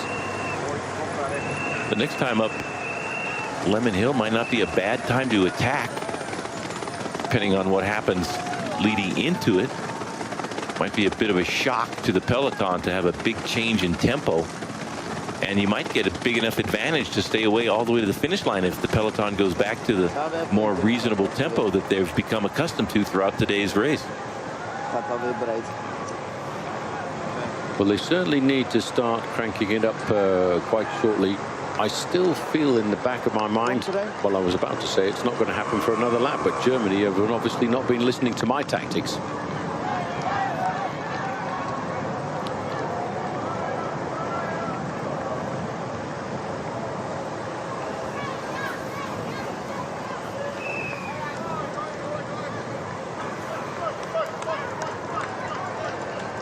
And again, immediately they start to feel that there's a threatening move. The orange jerseys of the Netherlands come to the front to nail back all of these gaps.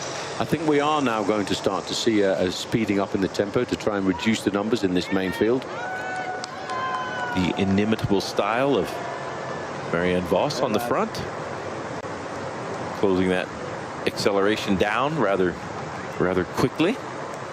She's never scared of dishing out some pain, even in the early part of this race, as a rider who I feel has got a very good chance of getting herself the victory.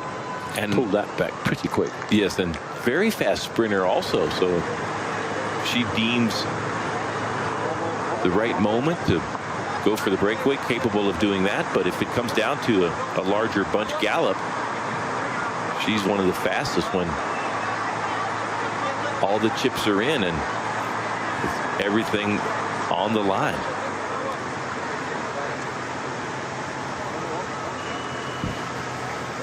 So as we start to approach the ripples once again, which will lead us up to the 5th ascension of Salmon Hill, we've got one lone leader off the front end of the main field, Susan Andersen of Norway, the host country, trying to get themselves a little bit of glory, while on the front end of the main field, Team USA seems to be amassing. Well, the lone leader only has a slight advantage, Susanne Andersen, over the main field, 5 or 6 seconds. As she looks over her shoulder, she can see the multitude of colors boring down upon her. It's more through the rather precarious feeding section. Ooh, that was dodgy. Pretty good grab by the Hungarian rider. Must have been quite thirsty. Pretty good escape by the helper. Yeah, good dodge, absolutely. Reaching over a couple of riders to deliver that water bottle. When you go through the feeding station, the best tactic really is to try and ride through there in the first 4 or 5 positions. Just wonder why this Norwegian rider continues to pound away here with an advantage of only 5 or 6 seconds. She has looked over her shoulder a number of times, expecting the peloton to swing up to her wheel probably. But for the moment, just hanging her out to overextend herself before the next climb. It's getting to the point in the race where a long-range attack is not out of the question and could put serious pressure on the peloton. Well, they're stretching out into a long line, a single file towards the front there as they start to wind up the acceleration. They've just gone over the first little ripple. They drop downhill slightly, go through this traffic circle, which has been made nice and safe for the riders to charge straight away across on this occasion. And then they'll start to line up, first of all, for the false flat, and then the sweeping left-hand bend into Salmon Hill.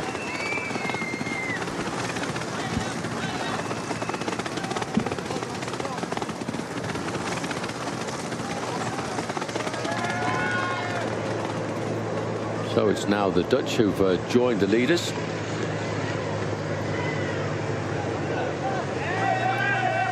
Attack off the front.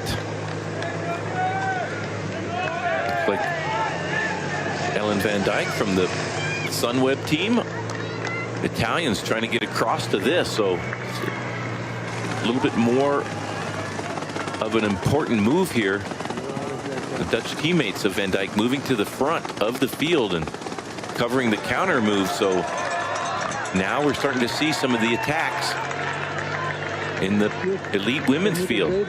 Well, it keeps coming back together. There's another attack going on the far side, and now once again the Dutch riders are starting to wind it up.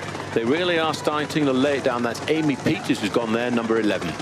Wow, that is an attack that's going to get some clear daylight, it looks like, from the field. Now this is going to take some doing to bring Amy Peters back by a team, or send riders across and try to join this aggression by the Dutch squad. Well, I was just going to ask you, we haven't seen a bunch sprint so far throughout the course of these road races. Do you think today, just looking at the size of that main field, we may see a bunch sprint towards the end of the women's race? Best chance so far in the World Championships, and a lot of firepower still left in the field. Everybody reluctant to go on the offensive, so I think today might be the most likely opportunity to see that. Well, that was Hannah Barnes, the rider from Great Britain, who came across that gap quite smartly. She's got an Australian rider up alongside her, and they're trying to ride across towards Amy Peters here, who normally rides for the Bowles-Dolman cycling team.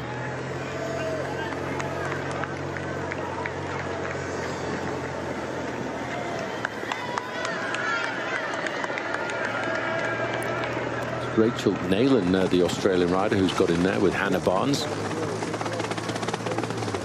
And all these tactics actually really playing into the hands of the Dutch, because once they've got a rider in front, they don't have to do any of the pace making. A little bit of difficulty at the back. Well, in fact, that's their big sprinter there. And that's Julien D'Or, the rider from Belgium, which is extremely good on the track, but obviously not enjoying this climb. Yeah, a little bit surprised to see D'Or being dropped with just the first acceleration on but definitely having a tough time at this point in the race. Amy Peters has been joined, Australian and British riders now. Well, as we see the leading group of 3 riders, they're starting to put a little bit of pressure, and I think the reason for that is they want to put some pressure onto the sprinters. And in fact, overnight, the rider we just saw getting dropped there, Julian D'Or from the Belgian squad, said she received a good luck text message from Annemiek van Vleuten saying good luck for today. Finish it off by saying, but by the way, I'll make sure that all the sprinters are dropped. Well, she's got rid of one so far.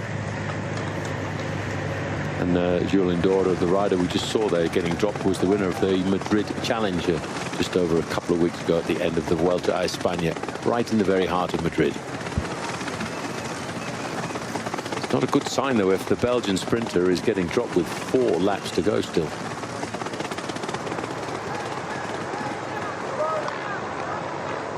Good work here by Taylor Wiles on the front of the field, chasing down Amy Peters in a pretty dangerous breakaway. This is our 3 leaders now. Bottom of Salmon Hill, 1.5 kilometers long, about a mile long. This is the steepest gradient here at the bottom. It levels off in a couple hundred meters and then keeps on kicking up to the top, and very tough climb. This will be 3 to go, 3 climbs to go. And when 18 seconds is the advantage, so the United States to the 4. Now, as you see Team USA coming to the front, they're not necessarily trying to chase these 3 riders down, but is their tactic, Bob, to try and eliminate a number of the other sprinters at this part of the race, to try and favor their sprinter, Corin Rivera, who can survive on the slopes of a climb like this? I would be pretty careful about that. You don't want to put your sprinter into too much difficulty by doing that to others. And if the situation is manageable like it is right now, just a steady tempo, don't worry about the other sprinters just yet, and concentrate on keeping Rivera sheltered and well protected near the front and expending the least amount of energy possible.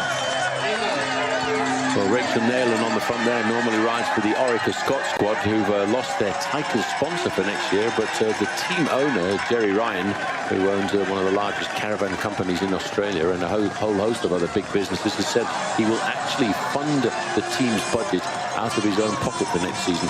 They were supported by the Australian Institute for Sport, but they've said they will no longer support the team going through to next year. And speaking about sprinters getting dropped, Elisa Longo Borghini having a hard time for Italy at the back, with still 3 ascensions of this climb to go. So that is not good news if it's a reduced field to the finish line for the Italians. Well, it may well have been a little bit slow in the early part of this race over the first 2 hours of racing, but the reason for that is all of these riders realized if they raced crazy in the first 2 hours, they weren't going to make it to the finish line. Amy Peters on the front, followed by the British rider Hannah Barnes, former national road racing champion, and she beat Lizzie Deignan to win that title last year, and Rachel Neylan is the rider in there from Australia.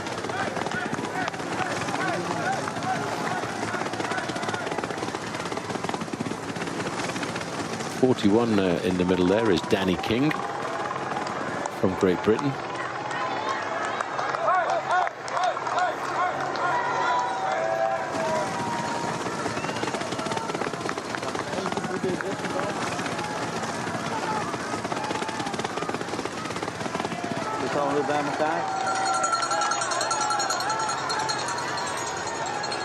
Well, I think we were both wrong in our prediction that this race was going to start to hot up once we came through to 3 laps to go. They've obviously decided to start toughening up this race with the 4th ascension from the end of this big climb.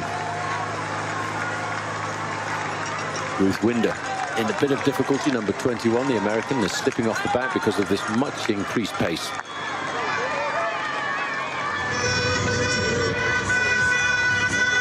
That was Taylor Wiles.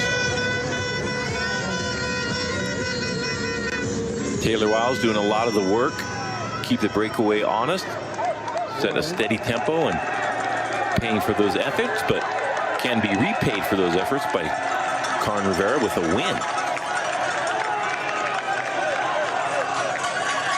Well, everyone's got their thoughts this afternoon, and I think the team tactic for the Dutch team in the orange jerseys is to make this race as hard as possible, to set it up for a very strong attack from one of their, I think they've got 4 favourites on the Dutch squad, Bob, because, you know, if you look at Anna van der Breggen, the year that she's had, Annemiek van Vleuten, Marianne Vos, any one of those riders could launch a very vicious attack towards the end of this race if they toughen up the race over the next hour and 3/4 of racing.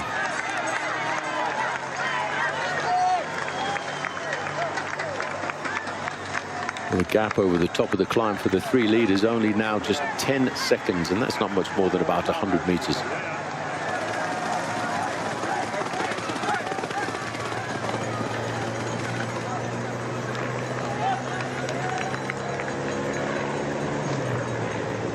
Amy Peters. There's the first hairpin bend on the start of the descent. Their advantage is really not very much. There are the 3 leaders.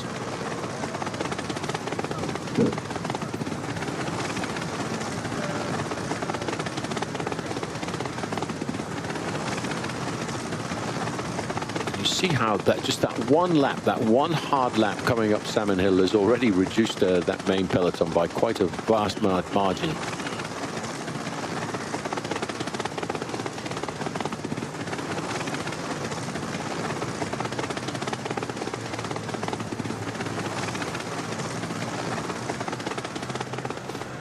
On board. That's a quick glimpse there of former world champion Lizzie Deignan just going through with the orange helmet.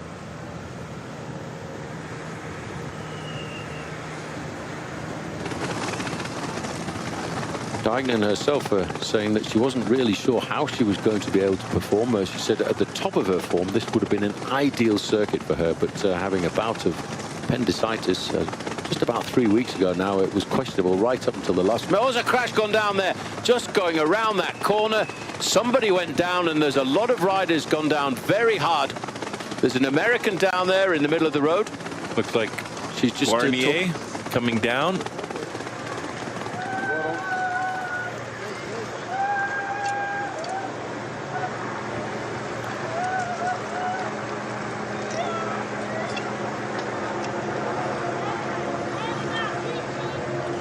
Chantal Black was caught in that crash.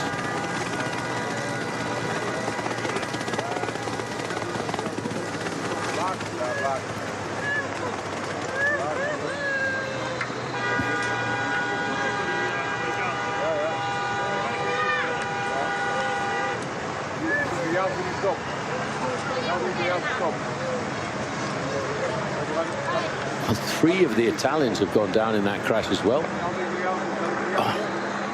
Well, fortunately, the doctors alongside Garnier. Lisa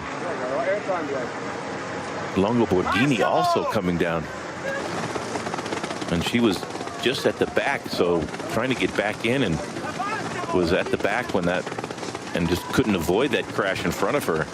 High speed, one of the fastest parts of the course where that crash occurred. And it was only in the first 15 to 20 riders. Just have a look at it one more time as they start to go around that corner. And it's one rider, in fact, in 7th or 8th position that goes down. And then it's just like a set of dominoes, all the riders go behind. They've got nowhere to go.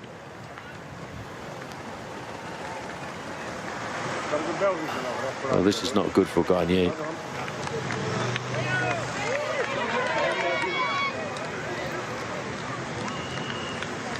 Try and compose ourselves a little bit and get back to the race now. This is Amy Peters with Rachel Neal and Hannah Barnes.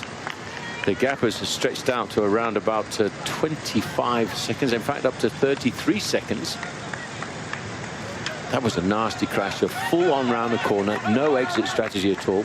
Well, 3 Italians, an American, at least a Dutch rider, so I'm sure there's a regrouping in the field trying to assess the damage to the teammates and giving the leaders a chance to extend their lead for the time being as the field gets through this feeding zone here. Ooh, terrible.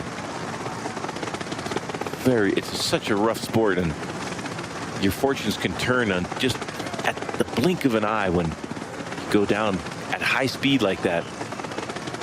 And that's really tough for Megan Gagne, who had a nasty crash at the start of the season and took a long time to get over a concussion. Most of these sports now, whether it's rugby or NFL or now even cycling, are taking a very serious look at the recovery from concussion injuries. Well, the race situation stabilizing a fraction now, with these three leaders holding on to a 41-second advantage of what remains of the main field.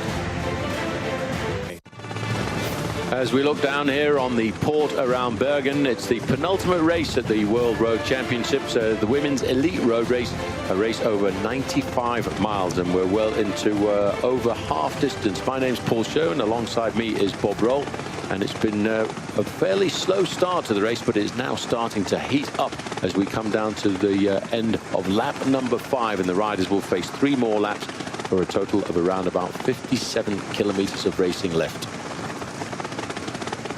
Well, if you're only just tuning in, today really has been a day of crashes.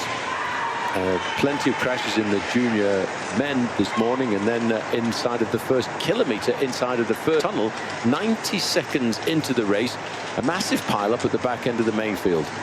I have a feeling that the visibility change from the bright sunshine into the darkened tunnel was what caused a touch of wheels and a number of riders towards the back going down. Amber Neben on the right-hand side, the American, just fortunately managing to get her foot down and avoiding that crash before the start of Salmon Hill. And that was about 90 kilometers to go.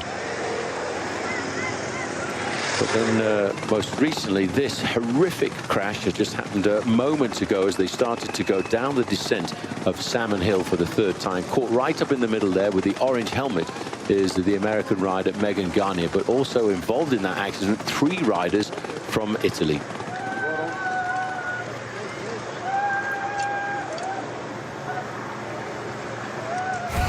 And also a Dutch rider involved in that crash. You can see the sun now starting to go down much lower in the sky. We're about 38 miles to go to the finish.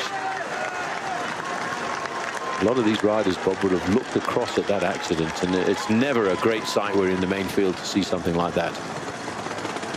Trying to ascertain exactly how that happened. It seemed like the riders following were going at the same speed as the riders in front, and didn't seem to be any obstacles there. One of the riders involved in that crash trying to come back into the field, Chantal Black, as the Italians now take up the pace at the front. Well, the Italians are going to be in a sticky situation because they had 3 riders went down in that accident, so they've got to ride themselves back in. And one of their pre-race favorites, Lisa Longo Borghini. This is a bit of a move here, some aggression now. The 33 seconds to our 3 leaders. Hannah Barnes on the front, Amy Peters.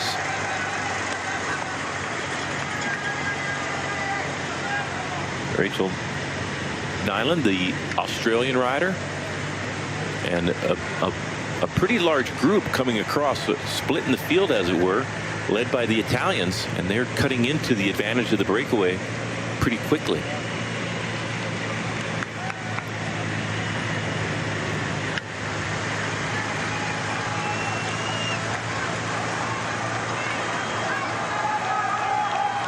So they're trying to get themselves a little organized now. The gap between the 3 leaders and the main peloton is about 30 seconds.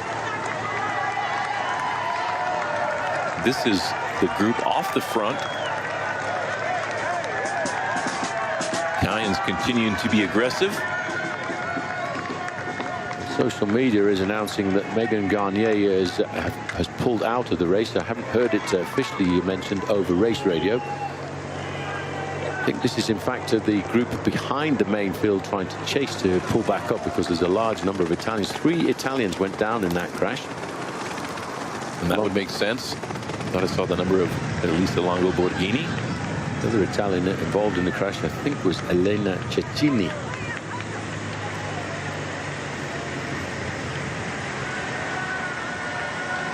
none of that has had much impact on the advantage of these three riders. They're closing out now the end of lap number 5, and once they cross the finishing line, they'll see the sign at the side of the road indicating to them that there's 3 laps to go. Now's the time when the pressure is going to start to hot up even more. Every lap will get more and more difficult.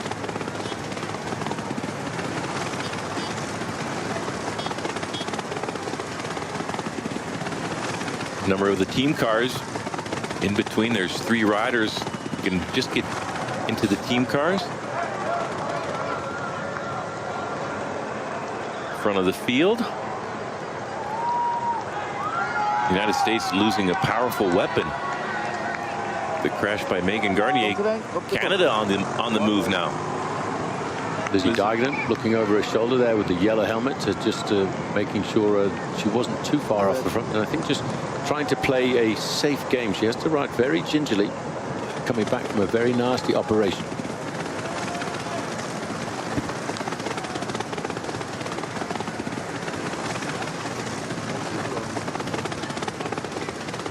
So there's the bulk of the main field and no team cars behind them. So that group containing at least 3 Italians is still trying to get themselves back into the main peloton, while the 3 leaders are coming to the end of their lap number 5, facing up to 3 laps to go here from the elite women's road race.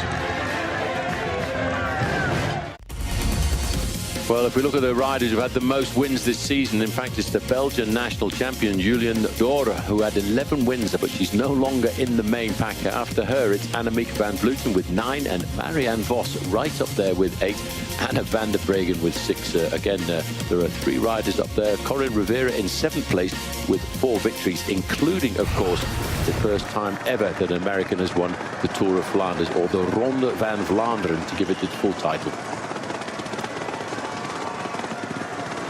So as they head into the finishing area now, once they cross the finishing line, they're lining up to 3 laps to go.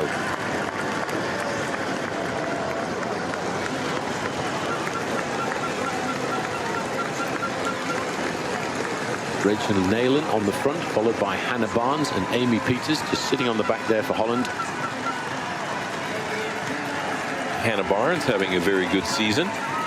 2nd in the British Time Trial National Championships. Got a stage win in the women's Giro d'Italia. And in the breakaway in the World.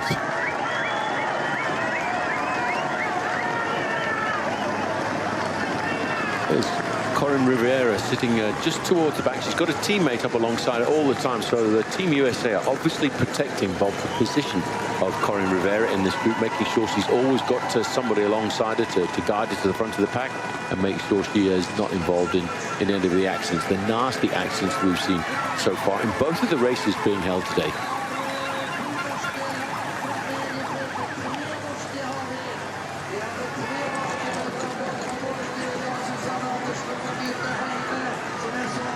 Here's a rider from Holland trying to get herself back into the main field, using the convoy of cars. As long as she keeps moving forward slowly, one at a time, not slipstreaming behind the team cars for a long period of time, she'll be able to get herself back into the main field.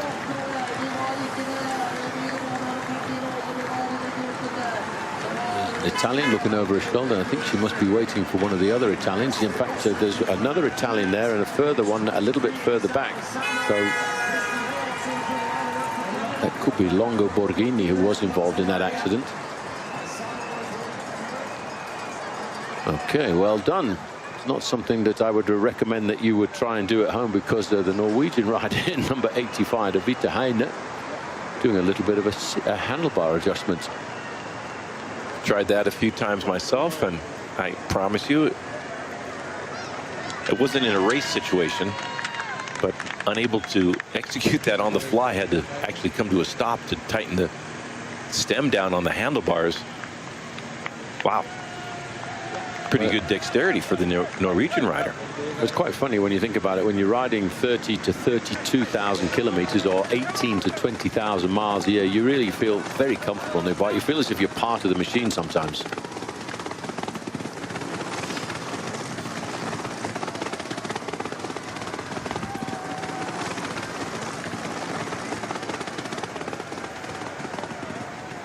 Well, USA Cycling, as we've got the line of the riders going across the finishing line, USA Cycling's official Twitter site have said that Megan Gagne has been forced to abandon the race, and they will update her condition a little bit later on. So we'll keep a very close eye on that, and good luck and best wishes. Proving to be a pretty tenacious breakaway. Halen Barnes and Peters. Hannah Barnes, pretty prolific mountain bike racer in her career before taking to the road, and successful on the road. United States to the front. Katie Hall, the rider, doing the tempo, sensing that pretty dangerous situation to have the three riders with a very strong team. Netherlands, Great Britain, and Australia without an American representative in there. Well, obviously, I've got a lot of confidence in the performance of Corinne Rivera. Only 2 American women have climbed onto the top step of the podium when it comes to the Women's Road Racing Championships. And the fact that one of the strongest countries represented in the breakaway, the Netherlands, that puts them in the driving seat, really, because they can sit back and force all of the other nations to come forward and do the pacemaking.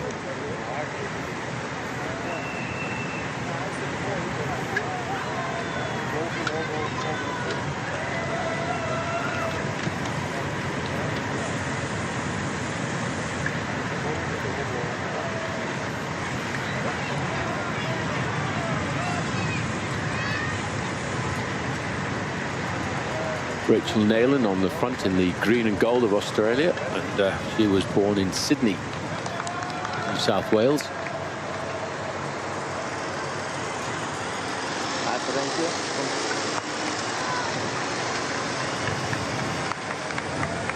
Amber Neiman at the back for the United States, at number 18. A little bit further ahead of her, I just spotted number 20, Lauren Stevens.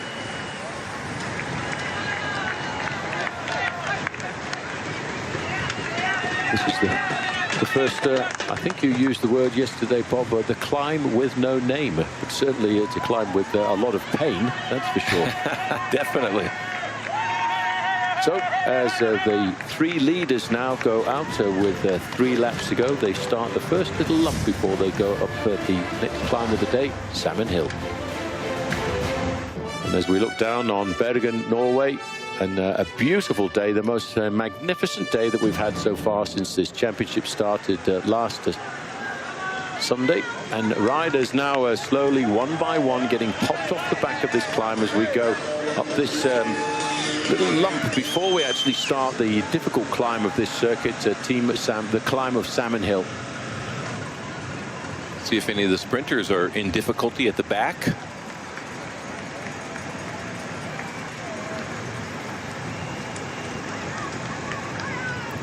This is the Polish rider Olina Ziabiak.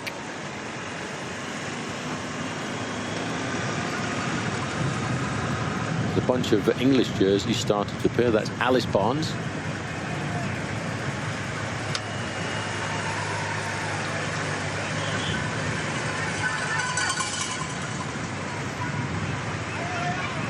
France, and number 65, Juliette Labou. We saw her a couple of days ago in the individual time trial, and the Norwegians really still not having a great deal to shout about from this year's race, and that's Emily Moberg,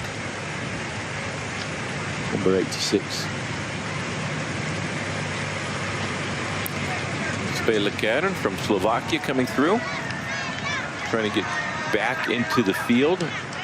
Lex Albrecht also there, having been distanced slightly on the initial slopes of that climb. Let's see if these riders can get back in. There's a slight respite, bit of a downhill before Salmon Hill. A couple of twisting corners where you can once in a while get back onto the back of the field by carrying a little bit extra momentum. Yes, but the gap has been reduced to just 20 seconds as they start the false flat before the left-hand bend into Salmon Hill. I think we could see a major reaction coming out of the main field now as this race really starts to get the legs feeling heavy. Rachel Neylan here, by the way, before she turned to being a professional cyclist, she used to be a physiotherapist for the Australian rowing team. Katie Hall from the United States, still going hard and like an attack here. Well, this is Sweden making the move. You know, I think sometimes this little false flat before you turn left into the actual part of Salmon Hill is maybe a little bit more difficult, as Alice Barnes are just fighting to try and stay in contact. Number 38, right on the wheel of the Canadian rider, number 66, Lexbrecht Albrecht.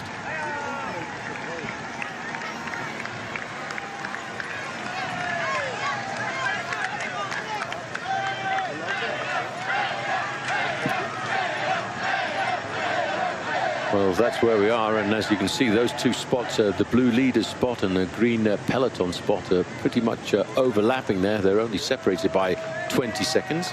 You can see the riders making their way up this little bit of a contour of a false flat. They drop down a little bit more, turn to the right, and then they'll make the left-hand bend just towards the right-hand side of the graphic, and that is the start of Salmon Hill. And it is a bit deceptive, really, when it says it's only 1.4 kilometers long, because technically there has been a gradient for about 2.5 kilometers. Yeah, once you get to the top. You definitely can add 2.5 to 4K total climb here. Just a little bit undulating until the steep part at the bottom, and pretty relentless and just hits you every single lap. After this, just 2 more climbs of Salmon Hill, and I expect the finale to start being played out. Lauren Stevens on the front, followed by Katie Hall, and so the United States sitting a pretty torrid pace at the front, closing down to the advantage of the breakaway, but still pretty steady.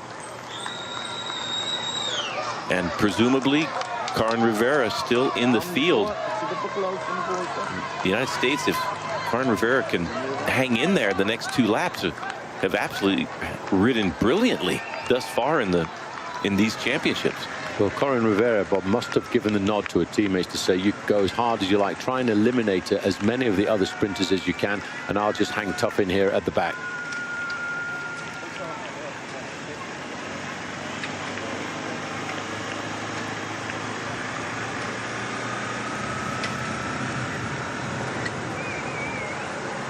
I believe that second wheel is Ruth Winder, not Katie Hall. So first wheel for sure, Lauren Stevens. I think I spotted Katie Hall just towards the back of this group wearing number 17. Pauline Ferrand-Prévot about 6th or 7th wheel, looking pretty ominous there in the blue, white and red of France. Also starting to move into the picture here as well. You can just see the green and yellow jersey of South Africa. That's Ashley Moolman. She's a pretty good climber, and she obviously thinks that something's going to happen on this climb 3rd from the end. Meanwhile, these 3 leaders, they're still holding on to a brief advantage, not much more than about 150 meters physical distance between themselves and the main field. Amy Peters, Rachel Neyland and Hannah Barnes of Great Britain, who's sitting right in the middle of this trio. Pretty hard tempo. Maybe ease off a little bit, let these 3 riders go over the top together, and then roll up to them and discourage attacks on the climb. Now the climb officially starts. This is the steepest part. Rachel Neyland on the left-hand side, she won a silver medal in the Olympic in the road race at the World Championships back in 2012. But Team USA are obviously dishing out the pain here. They want to start to reduce the numbers in this group.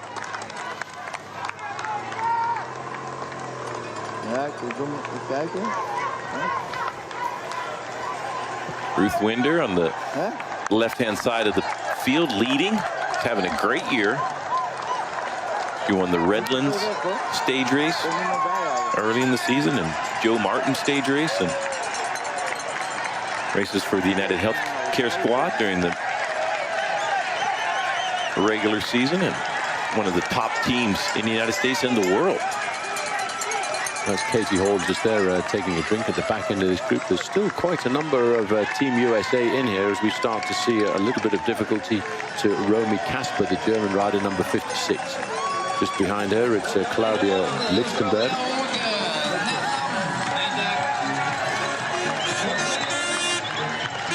Well, it's Great Britain, again, just as these three riders are about to get caught, they're launching somebody else out on the attack, trying to toughen this race up as much as possible.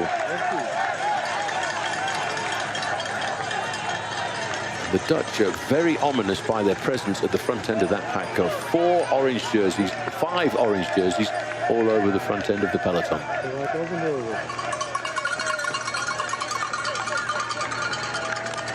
And now just going inside of 31 miles to go to the finish.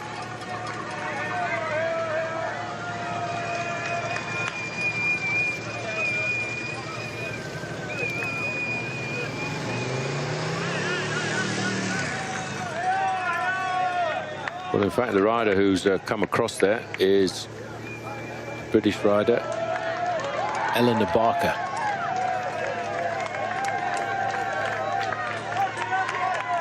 And there's a host of Australian jerseys also moving up towards the front.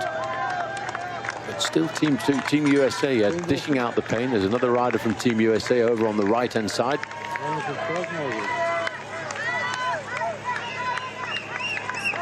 Not much of an advantage there to report, 4 or 5 seconds. But what sort of damage is it doing at the back?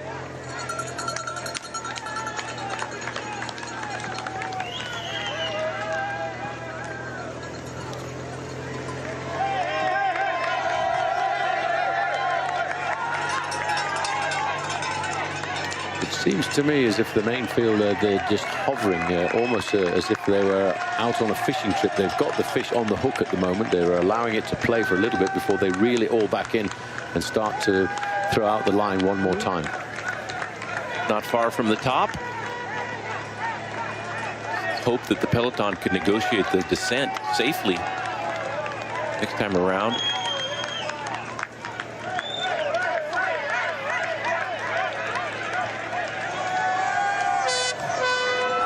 Well, it certainly is turning out to be party atmosphere. By the way, where the finishing line is placed, it's known as the face plant, which means the party square. It certainly is going to be a big party, I think, at the end of today.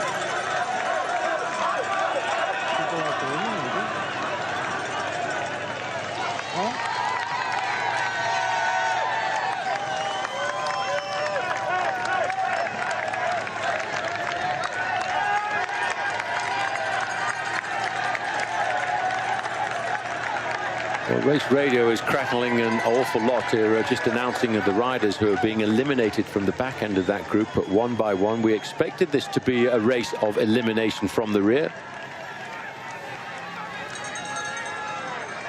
Wasn't really very much a distance between the leading group of three, but look at the damage that this climb has done at third from the end. Definitely getting a lot more difficult to stay in the field. Riders coming off the back now, and the much stronger riders coming to the front, but solid pros, solid riders getting dropped as well. So that's been it's a little deceptive because it's such a big group, but they're going very quickly so far up this hill. In about 15th place on the right-hand side, you can see with the white helmet on, Corinne Rivera has moved up to the front of the pack. She's obviously realizing that this is coming to the critical part of the course. So, as we roll over the top of Samuel Hill for the 6th time, there's only 2 more ascents of this climb to go before the finish.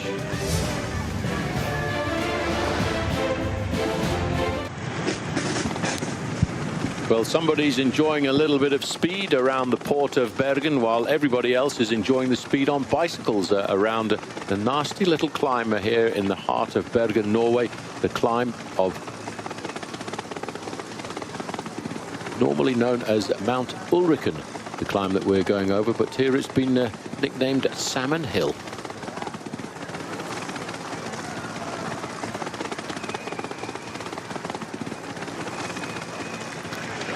So 4 riders, and now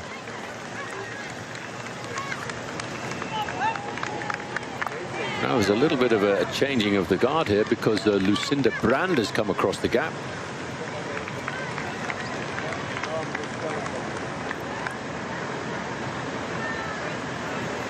This is a rather interesting move by the Dutch. Oops. Well, at least she's got a smile on her face. I'm not sure if that was not a grimace or miscommunication. They'll have another lap to try to get some nutrition or hydration on board. That's the problem when you miss your feed. Not making a mistake there in the orange helmet. That's Lizzie Deignan, née Armistead, on the World Championships in 2015 in Richmond, Virginia.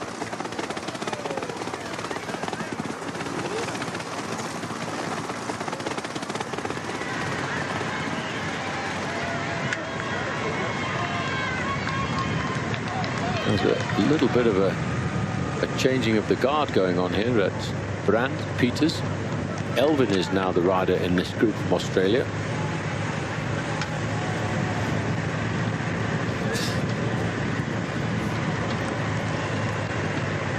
So there's been a quick changing of the guard just over the top of that climb, but we didn't actually see it happen. It happened off camera. Lucinda Brand and Amy Peters are now the two Dutch riders in this leading group, with Gracie Elvin of Australia and Hannah Barnes of Great Britain. Americans missing that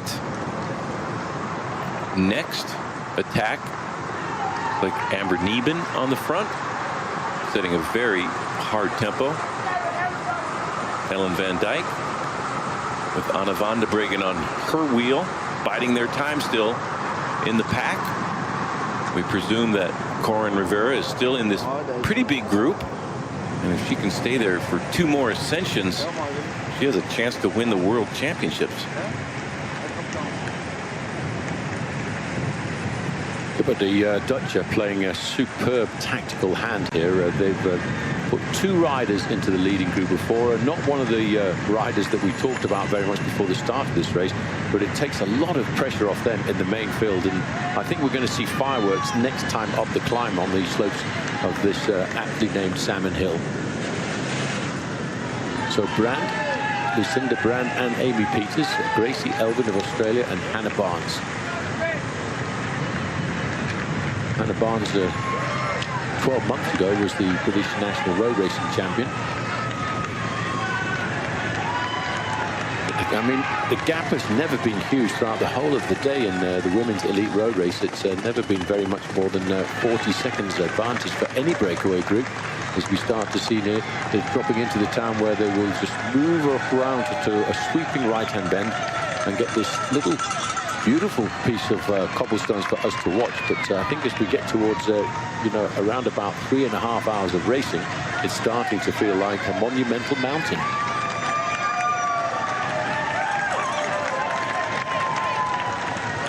Just twice more over the cobbles for our 4 leaders, Brand and Peters, Barnes and Elvin off the front. A little bit of a shuffling of the deck.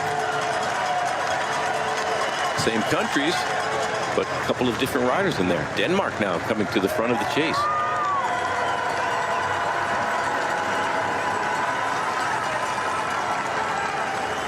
Spotted Corinne Rivera, the American hopeful for a medal and maybe a gold medal, just sitting down towards the back of this group. A lot of French riders towards the back too. So as we get to the marathon distance to the finish, 42.6 kilometers, 26 miles of racing. The gap for the new 4-woman leading group is just 18 seconds over the main field containing all of the pre-race favorites. Just looking back at some of the other American who's been world champion, Audrey McElmurray in 1969 won the Maillot Arc-en-Ciel, or the rainbow jersey. But this lady, extremely talented, Beth Hayden, won the title in 1980.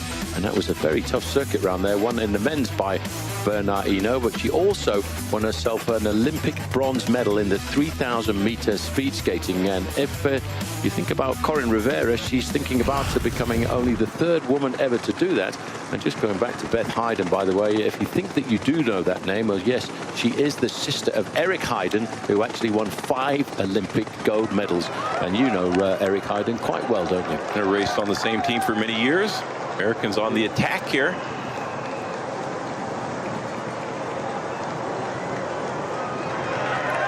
12 seconds is the deficit, trying to close that down now into the streets of Bergen. 10-12 seconds as they make this sweeping left-hander now towards the edge of the port in Bergen, which has hosted a great week of cycling.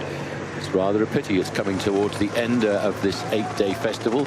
It will all culminate tomorrow with the 265-kilometer men's elite individual road race. And what a race that is going to be for this one has been anything to go by.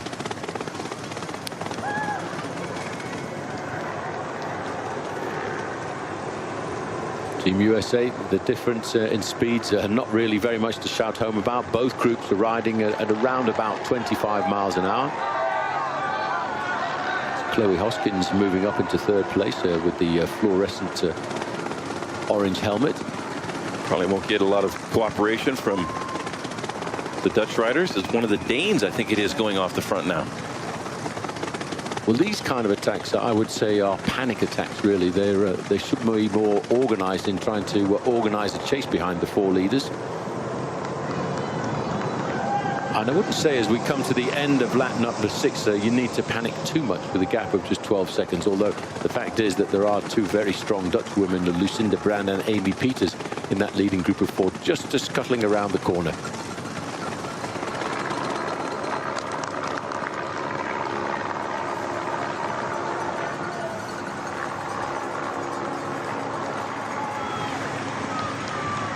Well, towards the end of the afternoon in Bergen, Norway, the sun is certainly starting to dip very low down over the horizon. Look at the length of those shadows. Casting some very long shadows into autumn now in the northern hemisphere. Amber Neben still tacked on the back. She had been at the front, trying to keep this breakaway under control, and it looks like that has helped. So just having a quick look there, it looks like it's about to come all back together, and that is under the impetus and the power of Team Denmark. And I'm just seeing a Mark Cavendish tweet coming in. Great Britain looks strong here. Looks like a plan to keep squeezing the pressure on the other teams. Come on, girls. Mark Cavendish, also a former world champion. In fact, he won his world championships in Scandinavia, and that was in Copenhagen. Not participating here, coming back to competition only just recently after a very nasty crash, a controversial crash during the Tour de France at the end of stage 4. We'll take another short break, and when we come back, we'll be down to 2 laps to go. Just coming down now with 2 laps to go, and it is all together with just inside of 40 kilometers or 25 miles of racing to get to the end of this race. Just tagged in at the back there, you can see the American rider Amber Neben.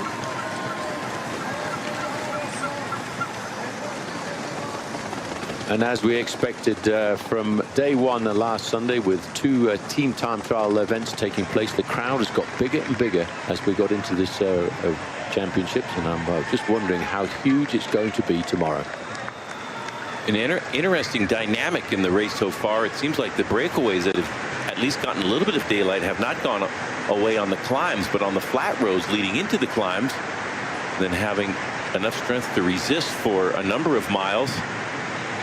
3 American riders on the back of the field. Some chasers trying to get back on terms.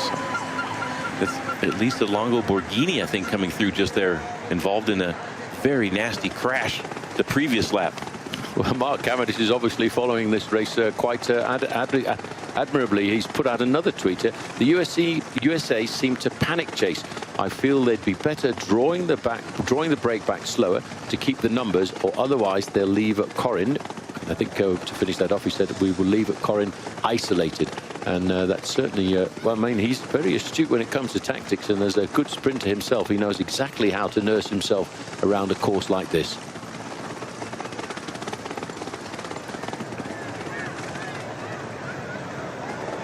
A little bit of separation there, and a French rider going off the front. See if anybody is willing to follow with 2 laps to go. 2 tough ascensions before the finish line, so we're getting down to the finale, and the last 2 difficulties just on the horizon for the women's peloton. Well, over the days we've talked about this bridge over the port here in Bergen. Towards the end of the race, it's starting to appear like a massive big mountain, and certainly although there's not much of an incline, it really is starting to hurt after a good 3 hours into this race. Wondering if that's Ellen van Dijk getting across. Lanky Dutch woman and the French rider. And this is a very serious move now. You do not want to let Ellen van Dijk get too much of an advantage. Italy realizing the danger in that move, so trying to cover this move. See if the United States send the rider up, or they continue to set a steady tempo and just keep the peloton together and give Karn a chance to win the race. Yes, well, just as they came across the line there were still 66 riders in that group. Here, one or two riders who've been tailed off last time over, Salmon Hill. And I think I would agree with the tactics that Mark Cavendish was advising there to try and go slowly in the main field, just try and control the tempo. It's never good to try and go really hard to chase down like that and asphyxiate your sprinter.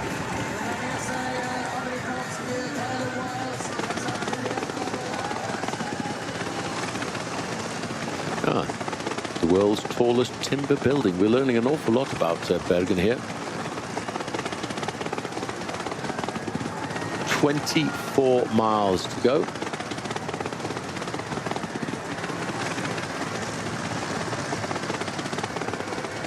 Next time they come up to this climb of Salmon Hill, or Mount Ulriken as they like to call it here, there's another attack going off the front, and once again it's Norway. Norway looking for the glory they've been seeking since the very first day of this championships last Sunday.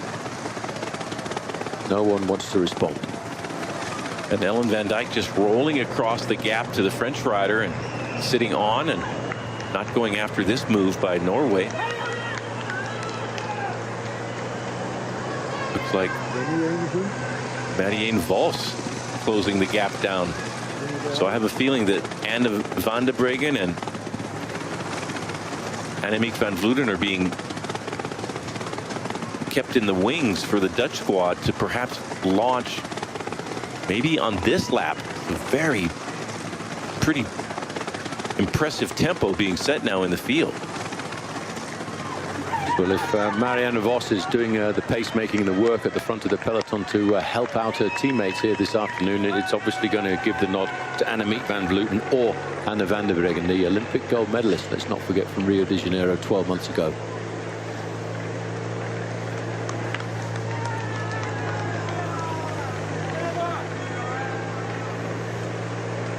Just having a look at the move by this Norwegian rider. There's another move coming from Great Britain on the right-hand side. Now we're going to start it again. It's a reaction coming from Marianne Vos on the front in the Dutch national jersey, followed by Australia, followed by Italy.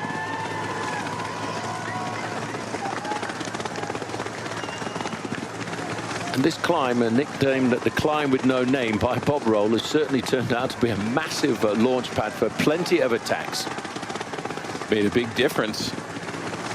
Peloton hitting it time and time again. There's Anne van der Breggen right in the middle of the front, and a teammate of hers going up the road trying to cover this move by Danny King, it looks like, from Great Britain.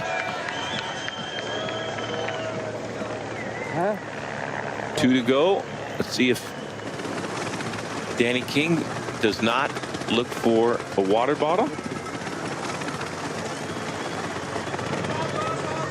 Janneke Ensing is the rider from the Netherlands that is in this little counter move, trying to catch Danny King off the front.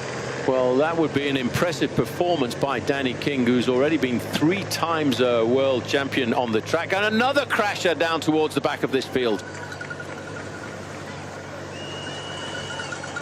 Well, this race is really pretty crazy. Just going back to tell you a little bit about Danny King here, but she's also an Olympic gold medalist on the track, and she's only just recently decided to turn her interests over to the road. And currently Danny King is doing a pretty impressive job. So this is chase number 1, trying to wind it all back to Danny King just a little bit further up the road there, and you can see on the front of the main field Norway trying to gather their forces to keep this race under control. Still waiting to see when any move is going to get made by the Dutch. Number 12 down there, the Dutch woman just in the middle, is Anne van der Breggen. Number 13 alongside her, Ellen van Dijk.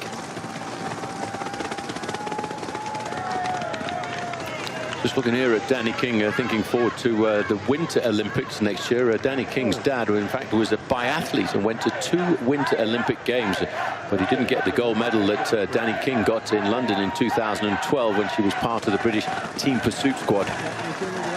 Amanda Spratt, the Australian, in that move.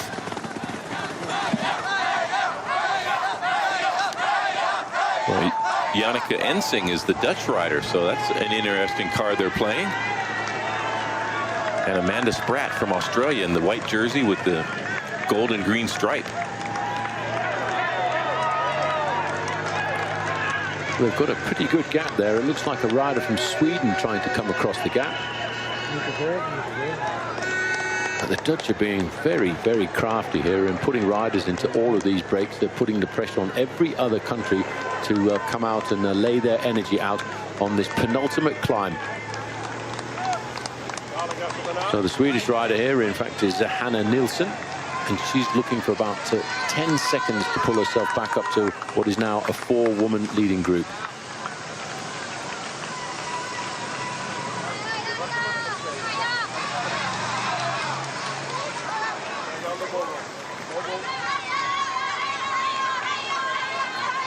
Just here they swing around to the left, and then they'll come into a right-hand sweeping bend, and then that's when they'll line themselves up for the sharp left-hander up to the penultimate ascension of a Salmon Hill.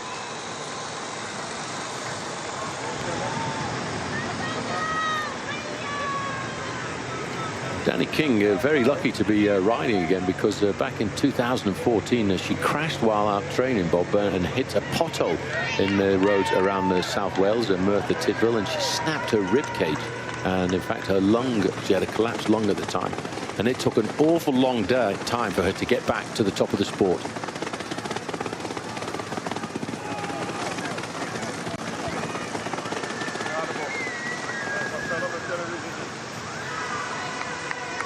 This is the 5th place rider on the road trying to come across the gap here.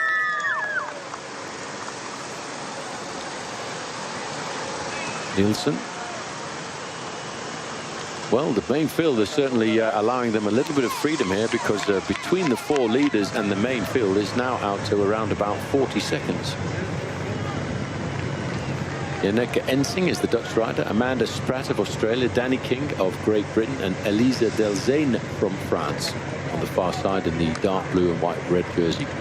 The Dutch woman coming on to good form here, have a stage win in a race called the Premondiale, the Before Worlds tune-up race, so must be in good shape. And in the Bulls Rental Tour, also a stage win there. So won the mountain competition in the Tour of Norway, who will have fond memories of racing up here.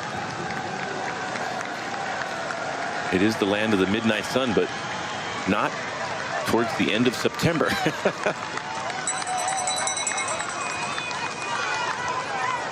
Ultimate climb. One more. And a pretty decent advantage. This is a good bridge by the Swedish woman, getting across to the 4 leaders. Excellent job. Just a couple of meters now behind, making the junction to form a 5-woman leading group. There's the main field, or should I say what is left of it, because there are not many women left in that group now, and I wonder how they are going to tackle this climb. Still Team USA on the front, leading them round the corner. I wonder if they will heed the advice of the great sprinter Mark Cavendish, who has been following this race quite avidly on Twitter. Oh, so close. Had bridged and now is going the wrong direction.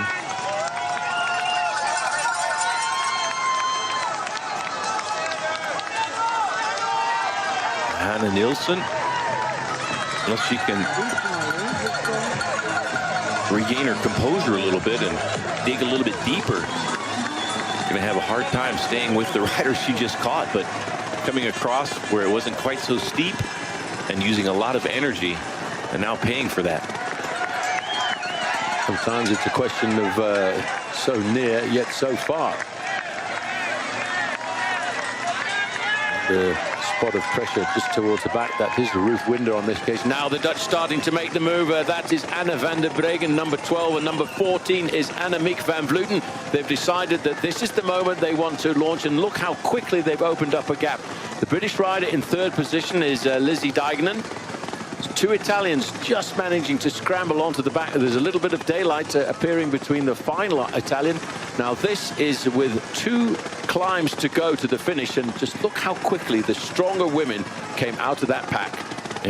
Impressive chase being led by the American team just behind this incredible acceleration. And I mean, maybe the 2 strongest women in the race now on the move, Annemiek van Vleuten and Anna van der Breggen. Ensing will want to ease up a little bit as her teammates try to get across. And let's see if the American team can shepherd Corin Rivera safely to the top of this climb. But I have a feeling that this race is not going to get any easier on the last lap. And Anna van der Breggen just absolutely storming up this second to last climb of Salmon Hill. Well, they rode across that gap as if it wasn't there at all. The Polish rider in there is Katarzyna Niewiadoma, and she's an exceptionally good rider herself. She was third in the recent European Championship.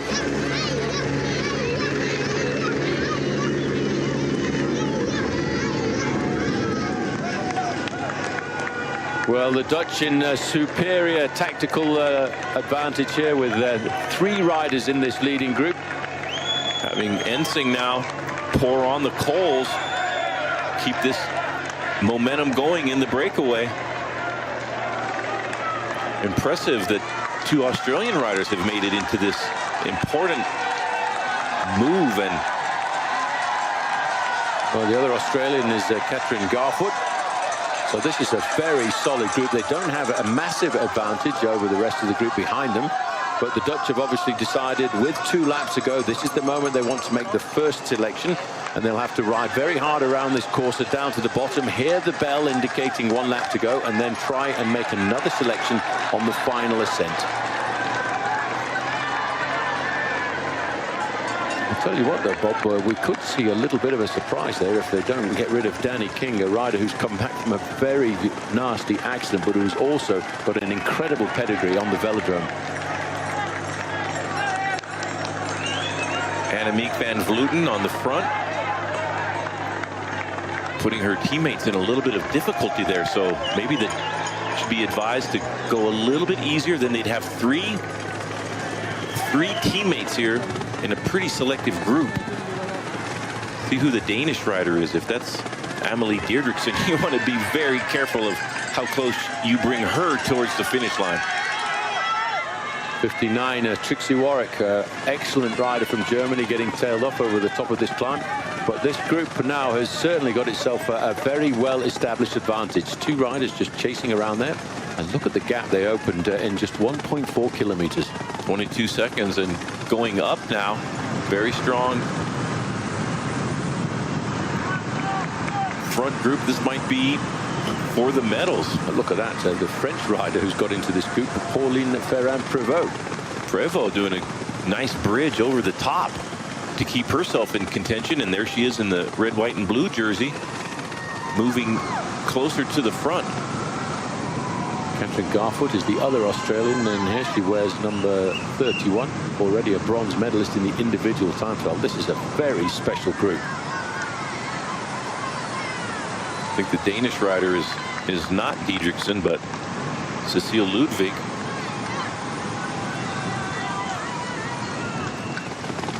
Well, the Italian rider in that group is another former world champion, Tatiana Gudetzo.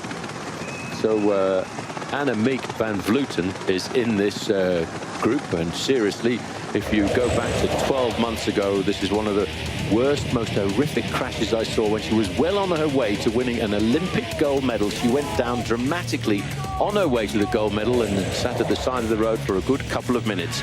But she put that all to rights just a few days ago when starting halfway through the field, she came out and set the fastest times out on the individual time trial.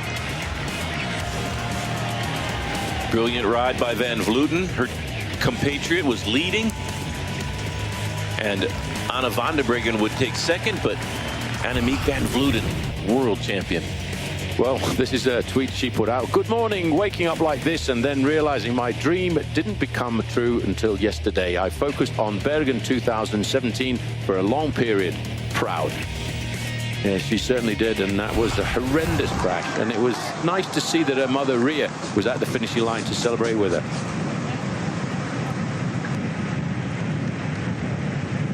Numbers swelling in the front from the peloton.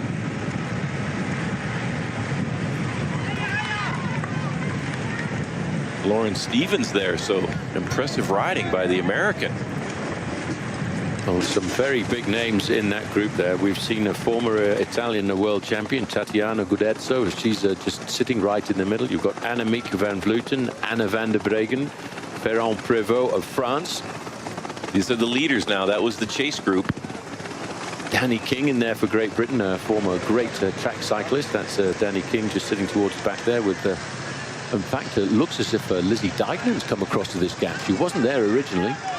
That's Lizzie Dignam, number 40. Danny King is the British rider a bit further forward, number 41. Impressive ride by Dignam. She must have been one of those two riders who were coming across on the descent. So their gap to the main field is 26 seconds. But there's so much quality in this group of, I wonder who's going to work. I believe it was Ferrand Prévot, the rider with Dignam, that made that juncture. So two of the strongest riders in professional cycling. At this point, the only two capable of getting across to a very powerful leading group now. Well, three strong Dutch women in the group, Janneke Ensing, but more importantly, Anna van der Breggen and Annemiek van Vleuten.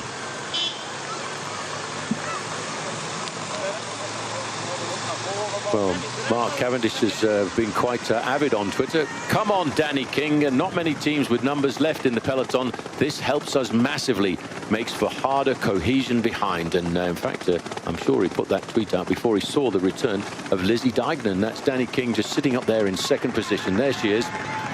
Now, I think I would agree with Mark Cavendish. If they don't get rid of Danny King, she could be the surprise. I mean, she's already an Olympic gold medalist in the team pursuit back in 2012. And she's only really in the last two seasons started to dedicate herself to racing on the road. Anna van der Breggen taking on some nutrition.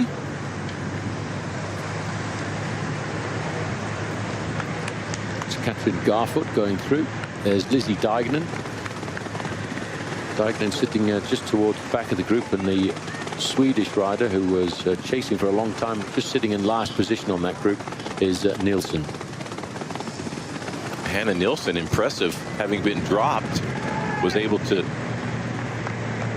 sit on the counter move and get back into the front over the top. So that's generally when you start getting dropped this close to the finish, you don't recuperate. Be the chase, Great Britain on the front, and most definitely not putting any power into the pedal. So sort of a false tempo. Lauren Stevens is there. Did not see Karin Rivera at the moment. So if she is in this group, Lauren Stevens might be the last teammate left. Would have to do a big turn of work to catch the leaders. Well, Team USA are really being put onto the back foot here, well up against the ropes. The gap is not unsurmountable, though, at 16 seconds. In that leading group, you've got Cecilia Ludwig, Janneke Ensing, Anna van der Breggen of Holland, Annemiek van Vleuten of Holland, Tatiana Gudezzo of Italy. Two riders from Australia, Catherine Garfoot and Amanda Spratt. Two riders from Great Britain, Lizzie Dignam and Danny King.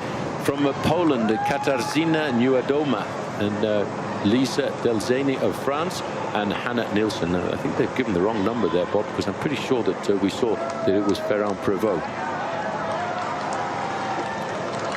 Lauren Stevens on the front. Got a little cooperation from Norwegian rider, but how powerful and dangerous the Dutch squad is. Third wheel, one of the teammates of the three women in the front group, will just be sitting on this chase and not cooperating. And if they do close it down, the Dutch still have at least two riders here. Oh, I see a third. So if it does come back together, the Dutch have incredible powers in numbers at this point in the race. In fact, they've just corrected over race radio that the other rider for Australia in that group is Amanda Spratt.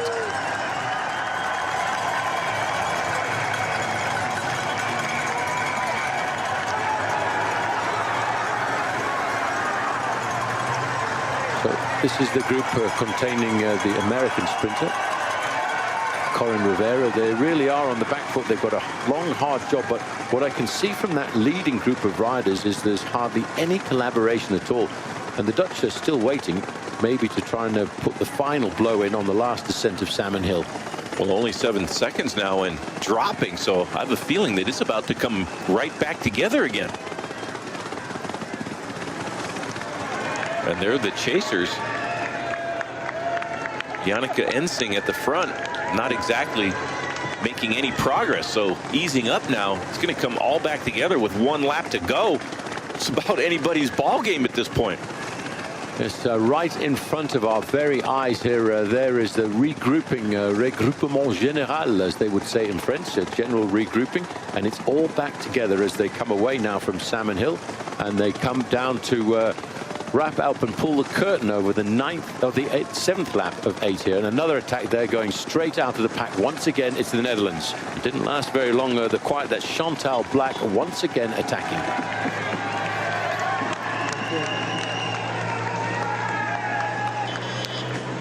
Well, the French immediately covering that acceleration. They're also starting to come across the gap. A rider from Great Britain. It's going to be very complicated now. Without the numbers, you have to make the exactly perfect move.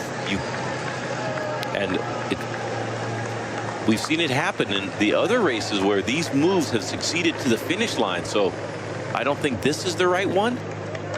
But if you don't have the strength in numbers that the Dutch do, you're going to have to play your cards absolutely perfectly.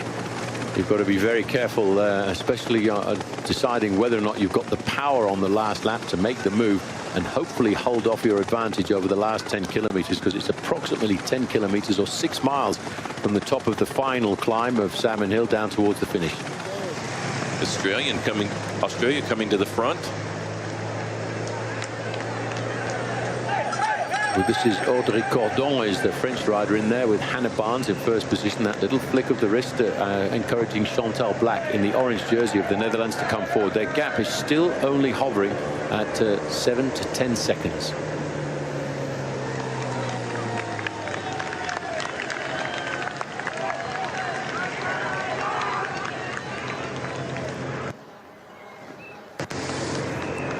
Of the 3 leaders, not much, is it? 7, 8 seconds.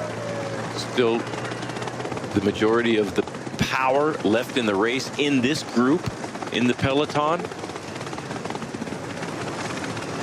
Pauline Ferron-Prévot is there. Van de Bergen, 4th wheel.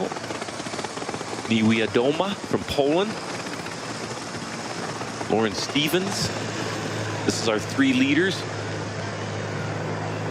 Trying to steal a little bit of glory here. And if the race has been so hard up until this point that the peloton eases back and the Dutch probably won't chase at this point, be quite incredible if this group stayed away to the finish line. Well, for the moment, France, Holland and Great Britain are almost guaranteed with a medal, but everybody else who would like to go out and move out on the attack, and that's an Australian rider who managed to pop out there. So the situation now as we come to the end of lap number 7 with just 1 lap remaining. We've got 3 leaders chased by a group containing nearly all of the pre-race favourites. We're going to take our final break, and when we come back, it'll be all the way down to the finish on the final lap from the Elite Women's Road Race.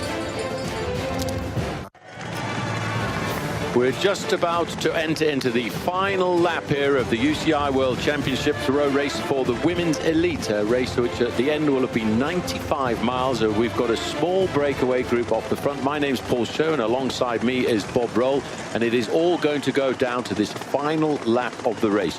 There are 3 women currently off the front, and there they are about to come into the end of lap number 7, and they will hear the bell indicating 1 lap to go. But at around about 15 seconds behind them is a group containing nearly all of the pre-race favourites, although just here it looks as if there's a rider from Australia trying to bridge the gap. It's Sarah Roy of Australia, and she's at around about 10 to 15 seconds, and there's the main field. And as we've seen for probably the last 2.5 laps, most of the pacemaking being done in that group has been done by Team USA.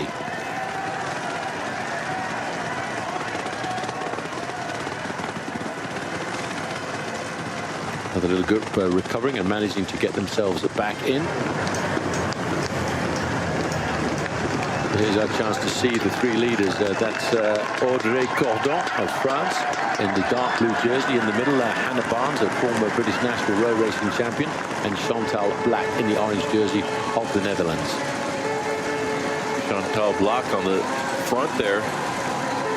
One of the early fallers, victim of a crash, but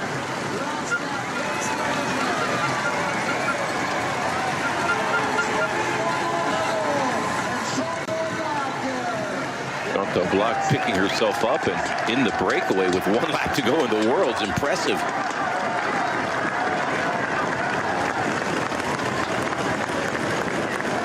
Just spotted Corin Rivera coming still in the field here.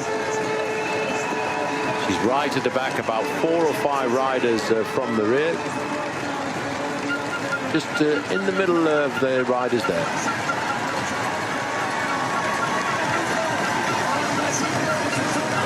So the Australian rider Sarah Roy at around about 9 seconds, 39 seconds to the main field, so it could all very much still come back together in this final lap.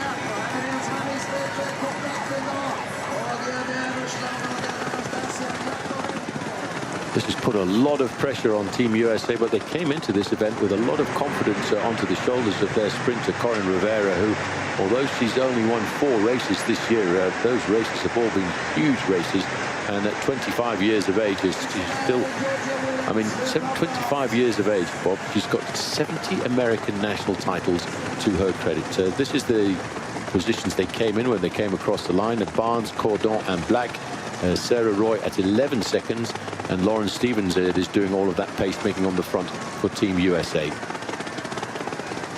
Impressive riding by Lauren Stevens, trying to keep the breakaway in check. It's a really tall order for one rider to be able to do that against all of the women still left in the front group. And that would be, these are some of the stragglers now, still trying to get back on terms with the main field. But unless you're in that main field, you most likely won't see the front of the race again today. That's all of these riders in survival mode now, and just see the American rider over on the left-hand side. Team USA have done an awful lot of work to try and keep this race as close to possible. But these were the 3 riders who led over with a lap to go. Chantal Black, Hannah Barnes of Great Britain on the front, and in the middle, Audrey Cordon.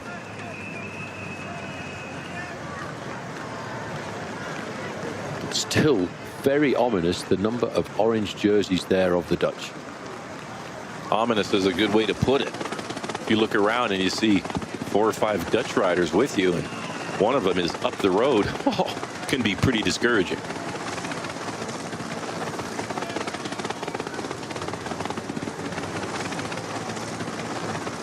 Chantal Black went out on the attack, and then once she was caught and it all came back together, she went out on the attack again and was quickly joined by Hannah Barnes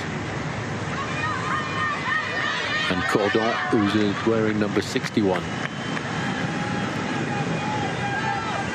The gap to the Australian chaser here, Sarah Roy, is 15 seconds, and the main field shortly going to be breathing right down her neck because they're 17 seconds behind her.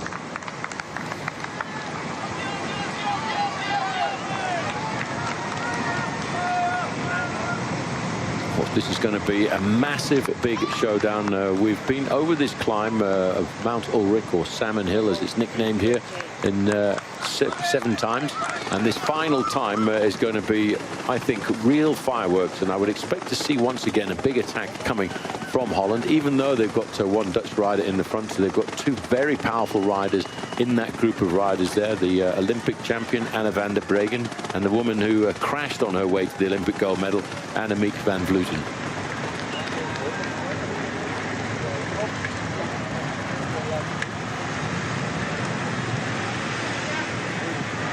Looks as if Anna Black's been involved in a crash too there, Bob. A little bloodied and a little bit of dirt on her front right-hand shoulder. Chantal Blaak had been in a crash earlier in the day, but caught back up to the field and did not hesitate when she had a turn to go off the front.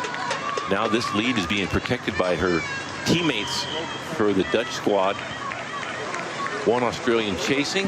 That's going to be a tall order to get across. But the field being led by Lauren Stevens, as it has been, and I'm surprised that the countries that have missed out on the break have not contributed to the pacemaking with Lauren Stevens and the United States. But also another rider trying to bridge across the gap. This is the Italian rider Rossella Ratto. She's around about 33 seconds behind the leaders.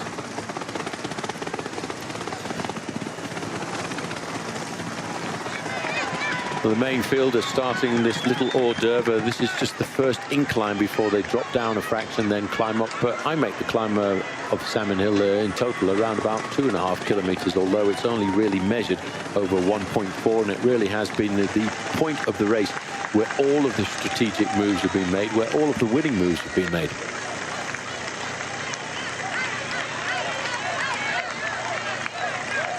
Cordon Rago there from France, riding well, staying on the wheels. Chantal Blaak from the Netherlands, and Hannah Barnes just 31 seconds. So the gap is not undoable for the field, but we've seen riders with less time at the top of this climb, or the next climb, excuse me, stay away all the way to the finish line. So the chasers, they've got one little descent and just a kilometer or 2 of flat roads before the last climb is going to begin. Yes, going through the feeding station. This is the 4th place rider on the road, Sarah Roy of Australia. She's losing a little bit of time. She's now out to 18 seconds. But the inspiration is you can just see that blue car a little bit ahead of her, while there seems to be a strange amount of calm in the main field.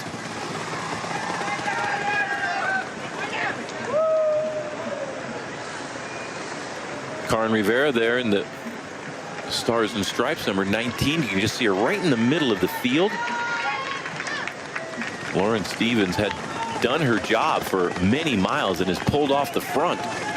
And the Dutch fairly confident in Chantal Blaak's ability to win this race. So they've put a definite. There's Karin Rivera in the middle there, number 19. Not sure if this is going to work out for the Netherlands. Defending champion over on the left-hand side at number 1, Amalie Didriksen. And there's Lauren Stevens, who's been on the front for many miles. And now catching back up after being dropped on that first little climb. Be remarkable if Lauren Stevens could do any more work in the service of Karin Rivera. Generally, once you get dropped and you're sitting at the back, that's not possible, but Lauren Stevens, a very strong rider, having a great year, and has been the best teammate for Karin Rivera so far today out of all the Americans. Sarah Roy stretching her legs a little bit as she goes down this slight little incline before the start of this massive big final climb of the day, the Salmon Hill. And Rossella Ratto behind her. She should wait for Ratto from Italy, and they would have a much better chance of catching the 3 in front. And I would expect they would be able to do that.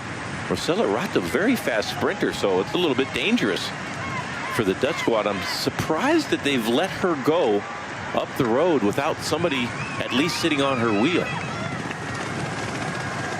Well, I think the Dutch women in the group behind there, Van Vleuten and Van der Breggen, I think they're waiting for this lap to make their move. think the Dutch have realized that that's not the ideal situation. And going to the front now and dictating the pace. That's bad luck if you're Chantal Black. And if you're Chantal, you want to sit on the two riders with you if the team wants to reassess the situation and get a different set of riders up the road. 38 seconds now. This is the false flat before the final climb. Well, the Dutch, I think, are going to have to do something very special. I don't think they would want to gamble on having Chantal Black, who's already been in an accident. She was involved in that crash that took out the American rider, Megan Garnier. Well, the main field continuously losing time. It's about 45 seconds between the leaders and the main field, and they're about 30 seconds behind the chasers in the middle.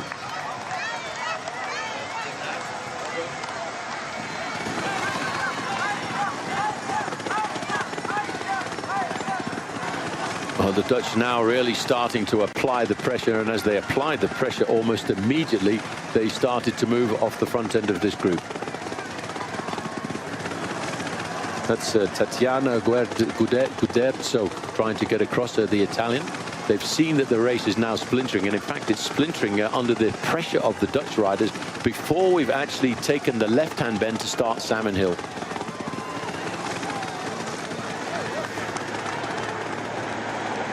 Well, Sarah Roy, you can just see her in the distance there. She's trailing by 13 seconds.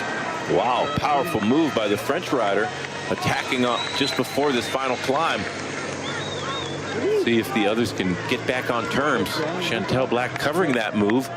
That might be the end of the cooperation for our three leaders, however. Well, that acceleration coming from Audrey Cordon is moved immediately covered and chased down by Chantal Black, and just getting into third position now, Hannah Barnes.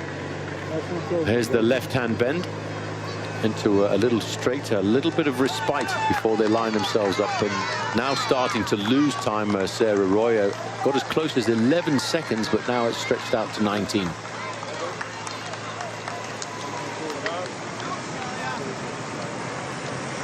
Gap between the leaders and the main peloton still at 29 seconds, so even their main peloton is starting to eat into the advantage of the three leaders.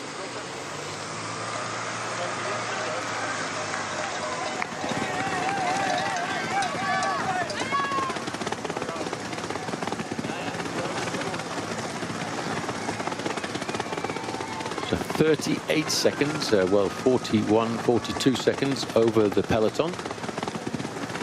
Have a look down there. Everybody's waiting to launch their final salvo, and they will do that once we start to get on to the final climb of Salmon Hill.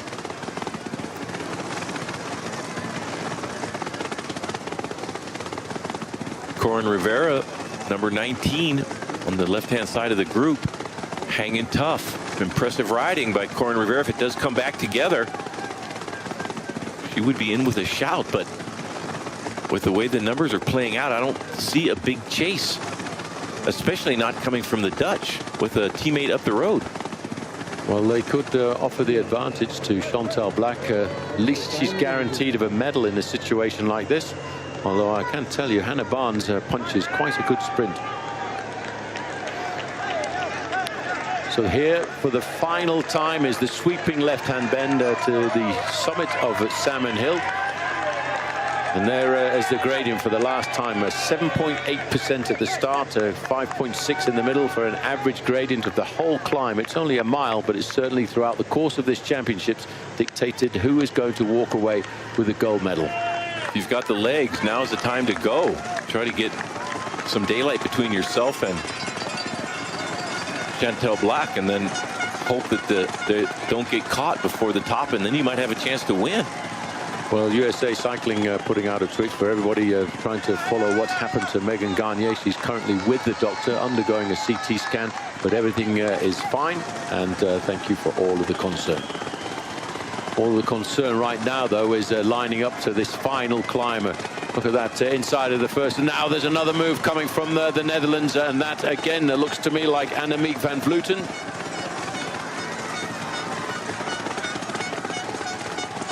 This will be Niewiadoma, the Polish rider. That is a powerful acceleration I wouldn't be surprised if Katrin Garfoot is the rider on the wheel of Annemiek van Vleuten, and Anna van der Breggen trying to get across also. Oh, these are some really serious, savage attacks now as we start to get up towards the top of this climb. And the Polish rider is really going all out now to try and break the stranglehold of the Dutch, trying to ride across that gap. And how quickly they've opened up an advantage once again. Amelie Deirdrichsen from Denmark trying to stay in contact with this very powerful counter move. That could be the medals right in that group right there. Some of the strongest women in the race. Well, Niewiadoma is the rider from Poland. Had a very good start to the season and with a couple of podium positions in races like the Amstel Gold Race and Liège-Bastogne-Liège. The two top Dutch women are there, and it is Annemiek van Vleuten in first position, 14, followed there by number 31, Katrin Garfoot. Number 12 is Anna van der Breggen. First three in the time trial, by the way, for the women.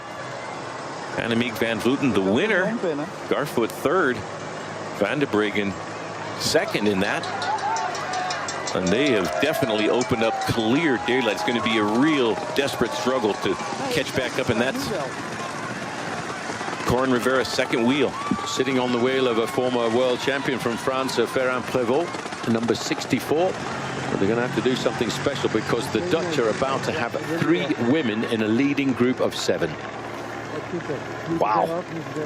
That's impressive. It might not stay that way to the finish line, but this is the critical part of the race, and to get to this point even is very impressive by the Dutch squad. The Orange Armada on the front and demolishing the field here, but Hannah Barnes hanging tough. Well, Hannah Barnes, if she gets over the top, but just look at the speed that the Dutch are coming up here. And what they want to do, they want to catch this group before the top of the climb and go straight over the top. The speed of Annemiek van Vleuten, there, number 14, is quite amazing. See if Hannah Barnes can get on the wheels. This can be a complicated situation for the Dutch, even though they have the strength in numbers.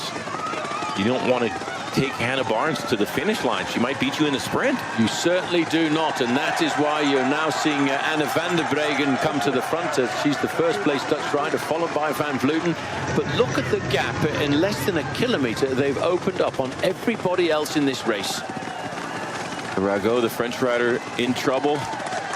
Needs to hang on for just about 50 more meters and stay on the wheels on the descent. Well, it's going to be very interesting now because just trying to hang on the back there. You've got Cordon, number 61. The Dutch are in a superb tactical advantage, having 3 riders in this leading group. But I still wonder if they've made a little bit of a tactical error taking Hannah Barnes over the top of that climb with them. Well, they're going to have to keep attacking throughout the finale in order that this doesn't come down to a sprint out of these 7 riders. Then it'd be very dangerous for the Netherlands. And at the moment, it looks like they have everything to play for. The strength in numbers, the more powerful riders. But that can change quickly if the tactics are a little bit different in the closing miles of the race. Well, this is one of the next groups. There's the leading group going around that corner. That is a big gap. That's the biggest gap we've seen opened up by any acceleration on the climb so far throughout all of these road races at the championship. 6 miles to go for the leaders, and they've got about a 44-second advantage over the next group on the road. We haven't seen a field sprint yet. Doesn't look like today is going to be the first day. I have a feeling tomorrow won't be either. But it's been very close. It could have gone either way in all the road races so far. So a great course being laid out by the organizers here in Norway and the UCI for the World Championships.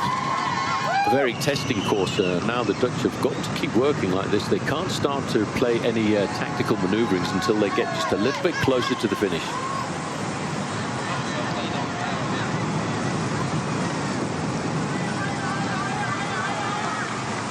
Well, I'm hearing that in a group of 6 riders just a little bit further back from race radio, there's a 6-woman group chasing, and Corin Rivera is in that group, but at around about 35 seconds.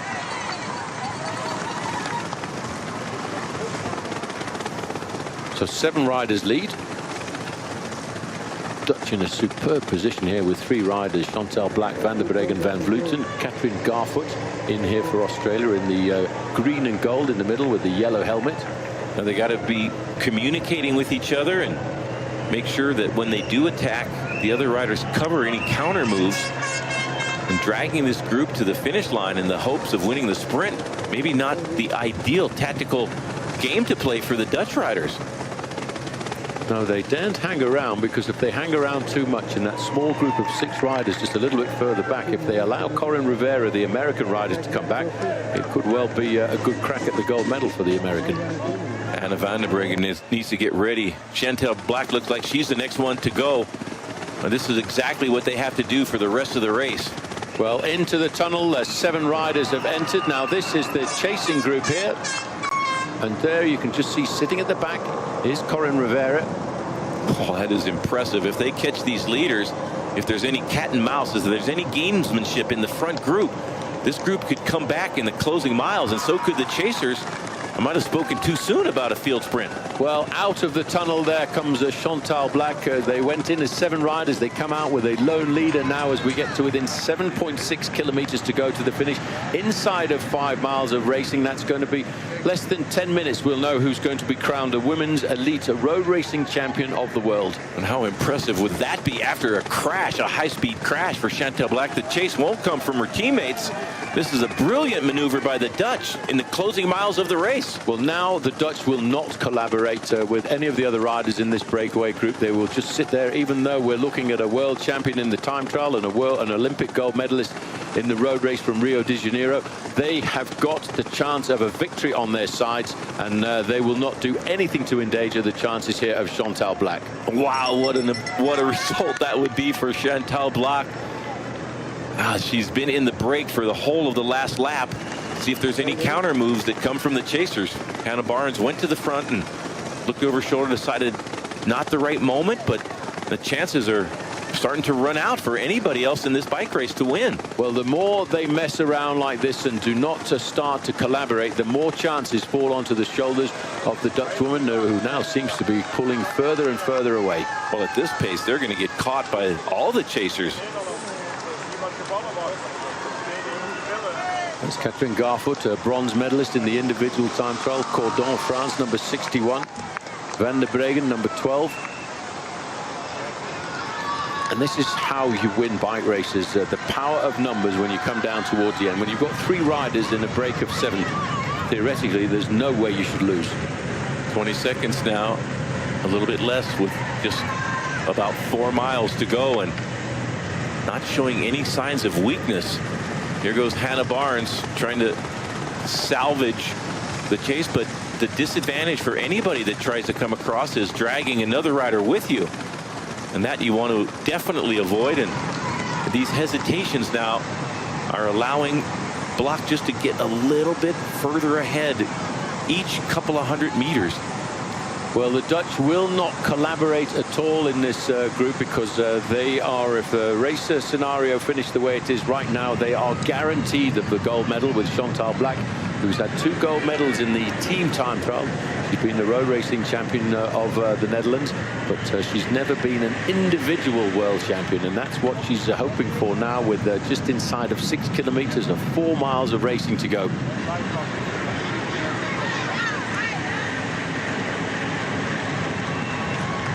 So what do you think, Bob? Are the Dutch going to take this victory? They're going to get another gold medal to add to, I believe it's 3 already.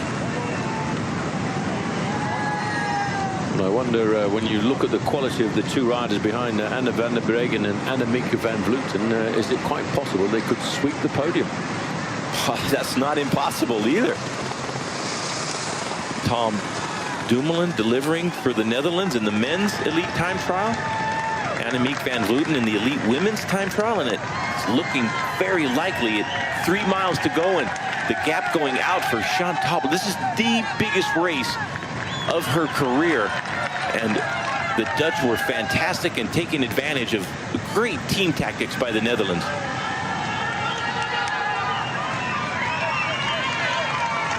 Well, I'll tell you what, Bob, if the Dutch could sweep the first, second and third, that hasn't been done since 1962, and it was the Belgian women's team on that occasion who managed to do it. 24 seconds. Chantal Blaak continues to pile on the pressure, continues to extend her advantage, and it's no real surprise to me at all that you've got the two Dutch riders sitting on the back. For me, the fastest rider in this group is Hannah Barnes, but she's having to do a lot of work just to try and make sure that they don't get caught by the group behind. Hannah Barnes hoping to salvage a medal out of a very unenviable tactical situation, which is the case with all the other riders. Here's the chase group. Corin Rivera there. And just, if they can get across, she still has a chance to get a medal, but she's going to have to maybe wait for the group that's coming behind and hope that they chase back up to the second group on the road. Well, there's another group coming back to the group of Corin Rivera. Corin Rivera's group is still a little way behind the group of 6.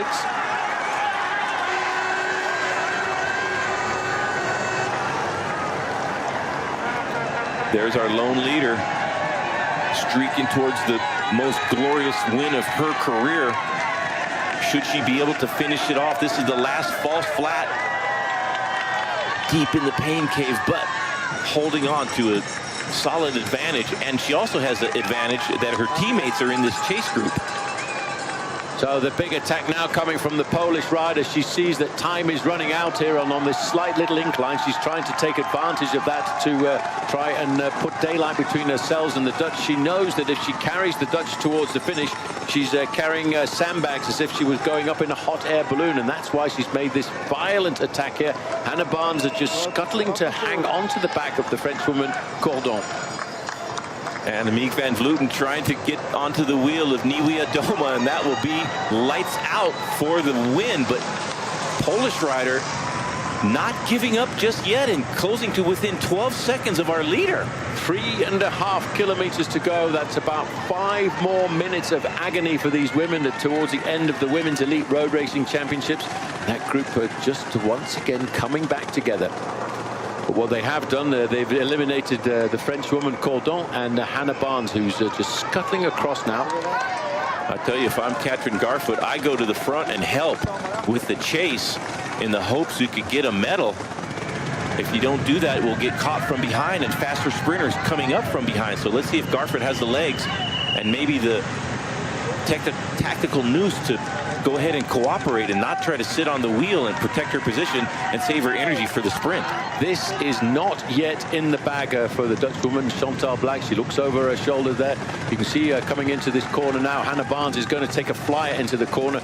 She's a pretty impressive bike handler as she waits for that sweeping left-hander. The gap is down to 13 seconds at 2.5 kilometers to go. They're all going to have to be very dedicated to try and pull this back together if Hannah Barnes wants to win herself a gold medal. And Annemiek trying to cover that counter move. Anna van der Breggen hasn't done any work at all, and if they do come back together, Anna van der Breggen has a chance to win another massive title. But it's at this point here, the quality of numbers of the Dutch squad puts them in a very superior position. Hannah Barnes knows that the Dutch will not collaborate at this moment. Ejects her bottle. Now there's a group a little bit further behind at around about 10 to 15 seconds, and that's the group that contains the American rider Corin Rivera. Well, if Chantal Blaak can get to the kilometer banner with a 15-second advantage, they won't see her again. 800 meters to that point with 21 seconds in hand. Looked like it could have gone either way for a few moments after the attack by the Polish rider Nieuwe Adoma. So but the Dutch were just too strong, able to cover that counter move. And well, there's nothing the other nationalities in this group really now can do, Bob, because they know that every move they make, they will be covered by an orange shadow. Question is, can Hannah Barnes use her superior speed to get a medal out of a very difficult tactical situation?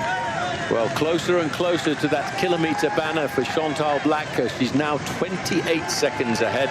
It was starting to look quite dubious as to whether or not she was going to survive. I tell you what, I'll take my hat off to Hannah Barnes there. She's quite content to keep her setting the tempo. She knows now that she does not want to get caught by the group behind. Yeah, if you get caught at this point, you have no chance for a medal, so you might as well contribute a little bit, especially. So inside of the final kilometre of 152.8 kilometres here for Chantal Black of the Netherlands. They were the powerhouse. They were dubbed as the dream team coming into this championship, and they played their cards very, very carefully to finally manage to launch a Chantal Black, who was in an accident earlier on today, into the lead. What an impressive ride. Cheered to the line by an incredible group of spectators here in the last kilometer of the World Championships. Oh, wow, what a thrill for this Dutch woman.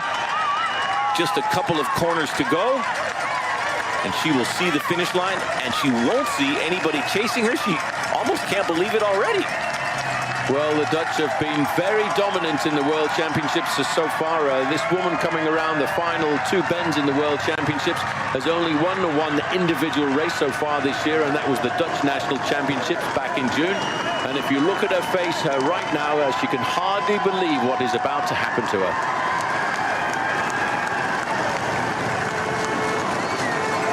Through the gauntlet of noise, just a couple of 100 meters left between a rainbow jersey for Chantal Black. And now is the moment that she can start to believe that this long lone escapade is turning into a gold medal at the end of the elite women's road race, and a maillot arc-en-ciel to boot, a rainbow jersey.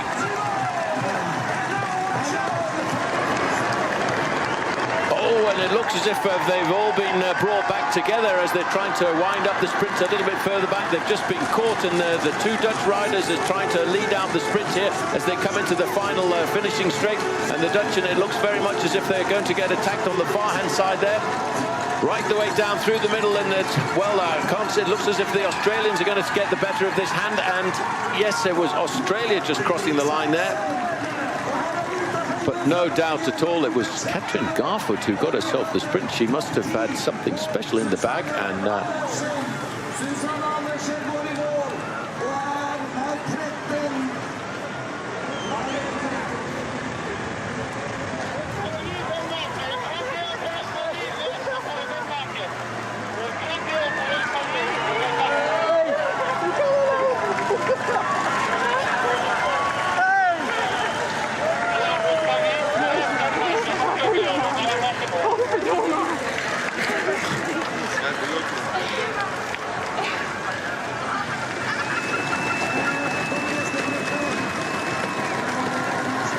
once again, it almost came back down to a bunch sprint towards the end of this race. That was a pretty big group, the biggest group we've seen. Sprinting for second, however, with Chantal Black off the front.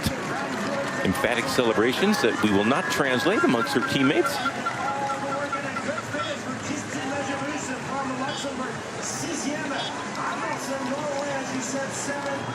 Well, Emilia Farlin inside of the top 10 there. Cecchini of Italy in 10th. Cecchini, that's a good ride. Caught in that crash also with the winner.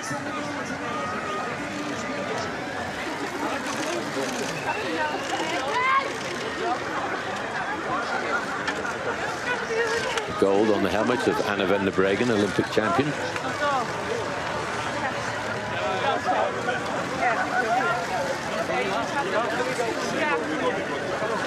And Annemiek van Vleuten, the white helmet.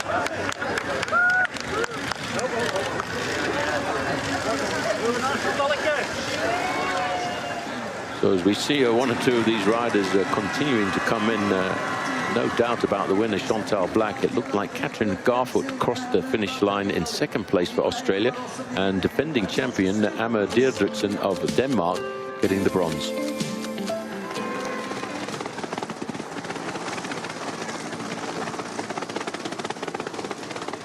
Well, we started off, Bob, around about 4 hours ago, talking about the fact that the Netherlands had brought the dream team here, but we didn't expect the winner was going to be Chantal Black.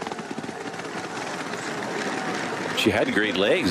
She was in a breakaway of 3, looking likely to win if she hadn't been caught by the chasers.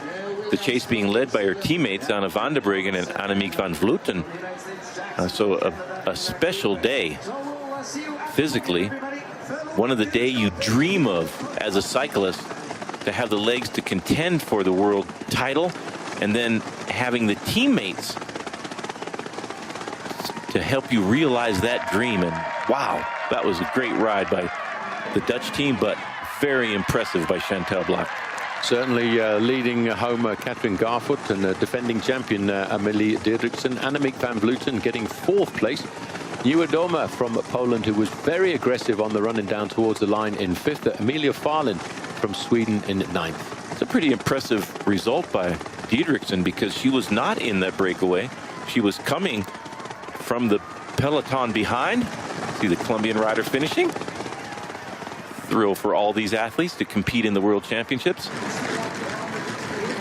Didriksen almost winning the field sprint, weaving her way through the riders that were just caught like maybe 50 meters before the line, not quite able to catch Katrin Garfoot. Garfoot, good worlds, a 3rd in time trial and a 2nd in the road race. Very impressive to be in that group of riders towards the end and still having enough energy left to get across the line and lead the main peloton home. There's Lauren Stevens in the yellow helmet. Very impressive ride. The tactics didn't play out in the favor of the United States, but she had a great day in Bergen, Norway today. Defended themselves admirably, the United States. Corin Rivera just a little bit short on that final climb. Almost came back into it at the end. That's a magnificent 3-masted schooner. It's seen a lot of bike racing, and it's still got one more race to go in this 8-day championships.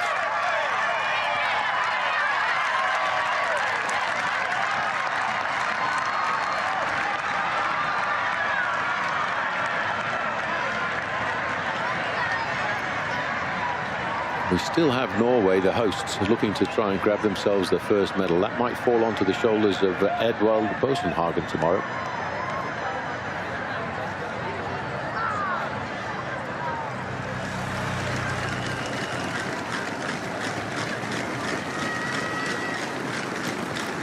Well, a little bit of sprint here for about 75th place, for a little bit of pride, I would say. Norwegian on the line. Scandinavian countries going out.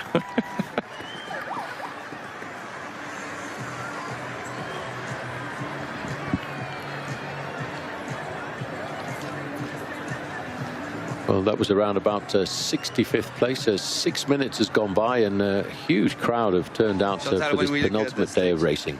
Where you cross the line, reacting, and then I thought, okay, this is a good one. So the crowd are now starting to disperse towards the latter part of the afternoon as the sun goes down. But this was not the greatest of day to begin with for Chantal Blaak, because with about 3 laps to go, she was involved in a nasty crash there on the left-hand side, number 8, which took out the American rider, Megan Garnier. But she held tough and hung tough to go out on her own down towards the end and get herself her first ever gold medal at the World Championships. Well, that changes the wins by nation in the Women's Elite Road Racing Championships, because now with that victory today, the Netherlands comes equal with France with 10 gold medals at this championships, ahead of Belgium with 6. And a bit further down, the United States with 2. And as we look down at the crowd here, it's a chance for us to go around the back of the podium and listen to what the winner of the day, Chantal Blaak, has to say. Chantal, when we look at the stage here you were in, where you crossed the line, the shirt was ripped, you crashed during the race, you're the world champion. Can you believe it? No, I can't believe it. Really, everything happens in the race, and when I crashed, actually it took pretty long, and I also was in a lot of pain on that moment, and I thought my race is over. But yeah, I thought, yeah, maybe I can come back, and then we see what I can do. But it was not really the plan that I should win the race. I just want to make the best as possible for the team, and yeah, and then I came in a good break, so that was a good thing, because then I could come over the climb, and after that, I just followed my heart and I stayed away. Yeah. What happened in that group where you were with Van Vleuten, with Anna van der Breggen? Did you talk to each other? What was the plan at that moment in the final lap? We didn't really talk to each other, but we knew what to do. We were 7 and 3 of us, so yeah, that means we should attack. We can't wait for the sprint, especially not with Hannah Barnes in, and I was already in the break. So Annemiek attacked first, and everyone was reacting, and then I thought, okay, this is a good moment, and yeah, I don't know what happened. I think they didn't follow or they waited too long. And it paid off. You've already won some very, very nice races, but a world champions title, that's something. It's a fairy tale for you. Yeah, it's really a dream, and yeah, I can't believe it. It's the victory of yourself. It's a victory of a fantastic Dutch team as well, I suppose. Yeah, we had a really good teamwork, and everything was as planned. Everyone was strong and we raced aggressive. And yeah, it's also a lot of pressure because, you know, when you are in the break, you have to win. And yeah, luckily I was solo, so that makes a bit different. Can you believe you're going to wear the rainbow jersey during the whole season? No, I can't believe it. No, I was already super happy that I had the national champ jersey this year and now I have the rainbow. It's a dream. Thank you very much. Congratulations. Well, a very big beaming smile and continuing the dominance at the women's elite level for the Dutch. Tough to beat the Dutch in these World Championships. First and second in the women's elite time trial, and now another gold medal for the Dutch women. This was the first attack of the day. Swedish rider off the front. Sarah Penton made the first move, but she was very quickly joined by Melissa Lowther of Great Britain. And what this did was it toughened up the race. And it was once we started to get to about 60 miles to go, we started to notice the appearance of the Dutch jerseys on the attack. One of the first moves was Amy Peters getting into a move of 3 riders with Rachel Neyland and Hannah Barnes. But this crash nearly cost it for a lot of riders, including the American rider Megan Garnier, just in the middle there with the orange jersey. She went down very hard. But the rider in the orange jersey there that you can just see starting to get up, that is Chantal Black. I'm astounded that she crashed that high-speed crash and was able to get back on the wheels and then follow the tactics. Danny King on the offensive. Just over a lap to go at that point. Jannica Ensing also in the next move. But then once they started with about 18 miles to go to get to the grippy part of this race, the powerhouse of the Netherlands started to come to the forefront with big moves coming from Anna van der Breggen and Annemiek van Vleuten. This was the first attack by Chantal Black with about 23 kilometers to go.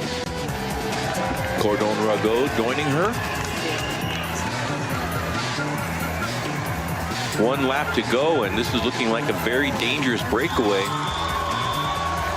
But impressive attacking from the field by the Katarzyna Niewiadoma from Poland in the red and white jersey there. But Annemiek van Vleuten, she was flying up the last climb of Salmon Hill. Anna van der Breggen also very powerful. They were able to catch the breakaway. But then once Chantal Black took her chance with just over 8 kilometers to go, the team tactics played in her favor, but also to have the power to hold off the chase. Sensational win by Chantal Black in the World Championship. Yes, and in the big sprint for the line, it looked as if for a moment the Dutch were going to get themselves the clean sweeper over on the right-hand side. But Catherine Garfoot coming up through the middle was pretty rapid to get to second position. And defending champion Amelie Dieriksen crossed the line for the bronze medal. But the day belongs to the women of orange here this afternoon.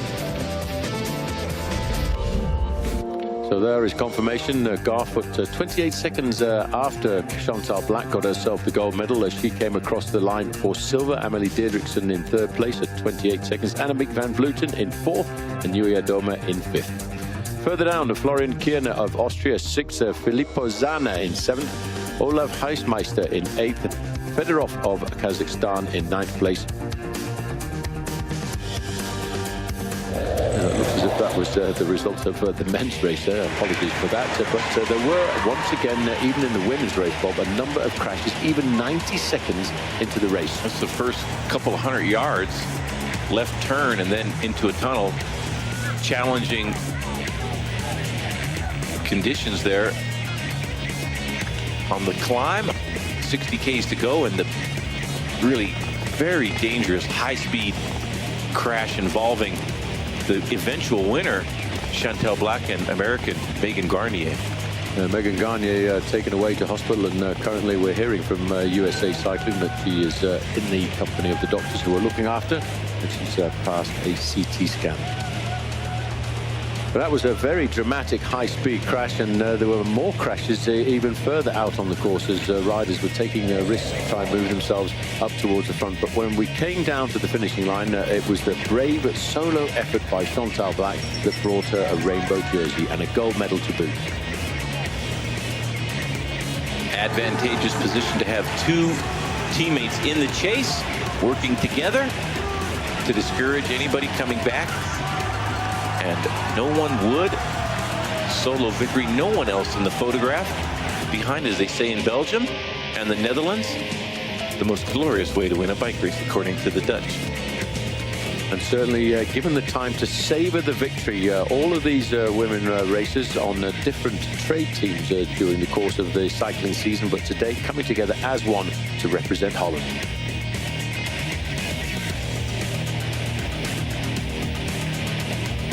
Just goes to show how powerful the Dutch are.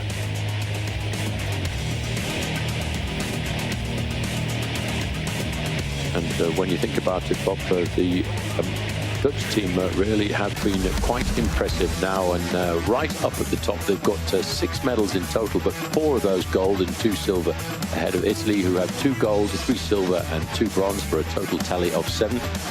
United States down in 7th place with 2 silver medals, and down towards the bottom you've got Slovenia with a single medal, and that is the silver, and Poland with a bronze. Well, what a huge crowd in the Feesterplaats, or the Party Square. And if you don't have a Dutch flag, I don't think you need to come to the party. Challenges that shifted to goals. Well, that's been a great day of racing today. The women really did put on a monumental performance here to set up for what tomorrow is going to be the final day of racing. That race is going to be a long race over 265 kilometers, about 165 miles of racing. And that will bring together all of the best men in the world. Huge crowd here, Bob. So you can tune in tomorrow as the 2017 UCI Road World Championships wraps up from Bergen here in Norway. The elite men's road race starts at 4 a.m. Eastern time, live on the Olympic Channel. It's been a great day of racing, once again marred by 1 or 2 nasty crashes, but crowning some very great world champions. Finishing off this afternoon with Chantal Black. So until tomorrow, on behalf of Bob Roll, I'm Paul Schoen saying goodbye.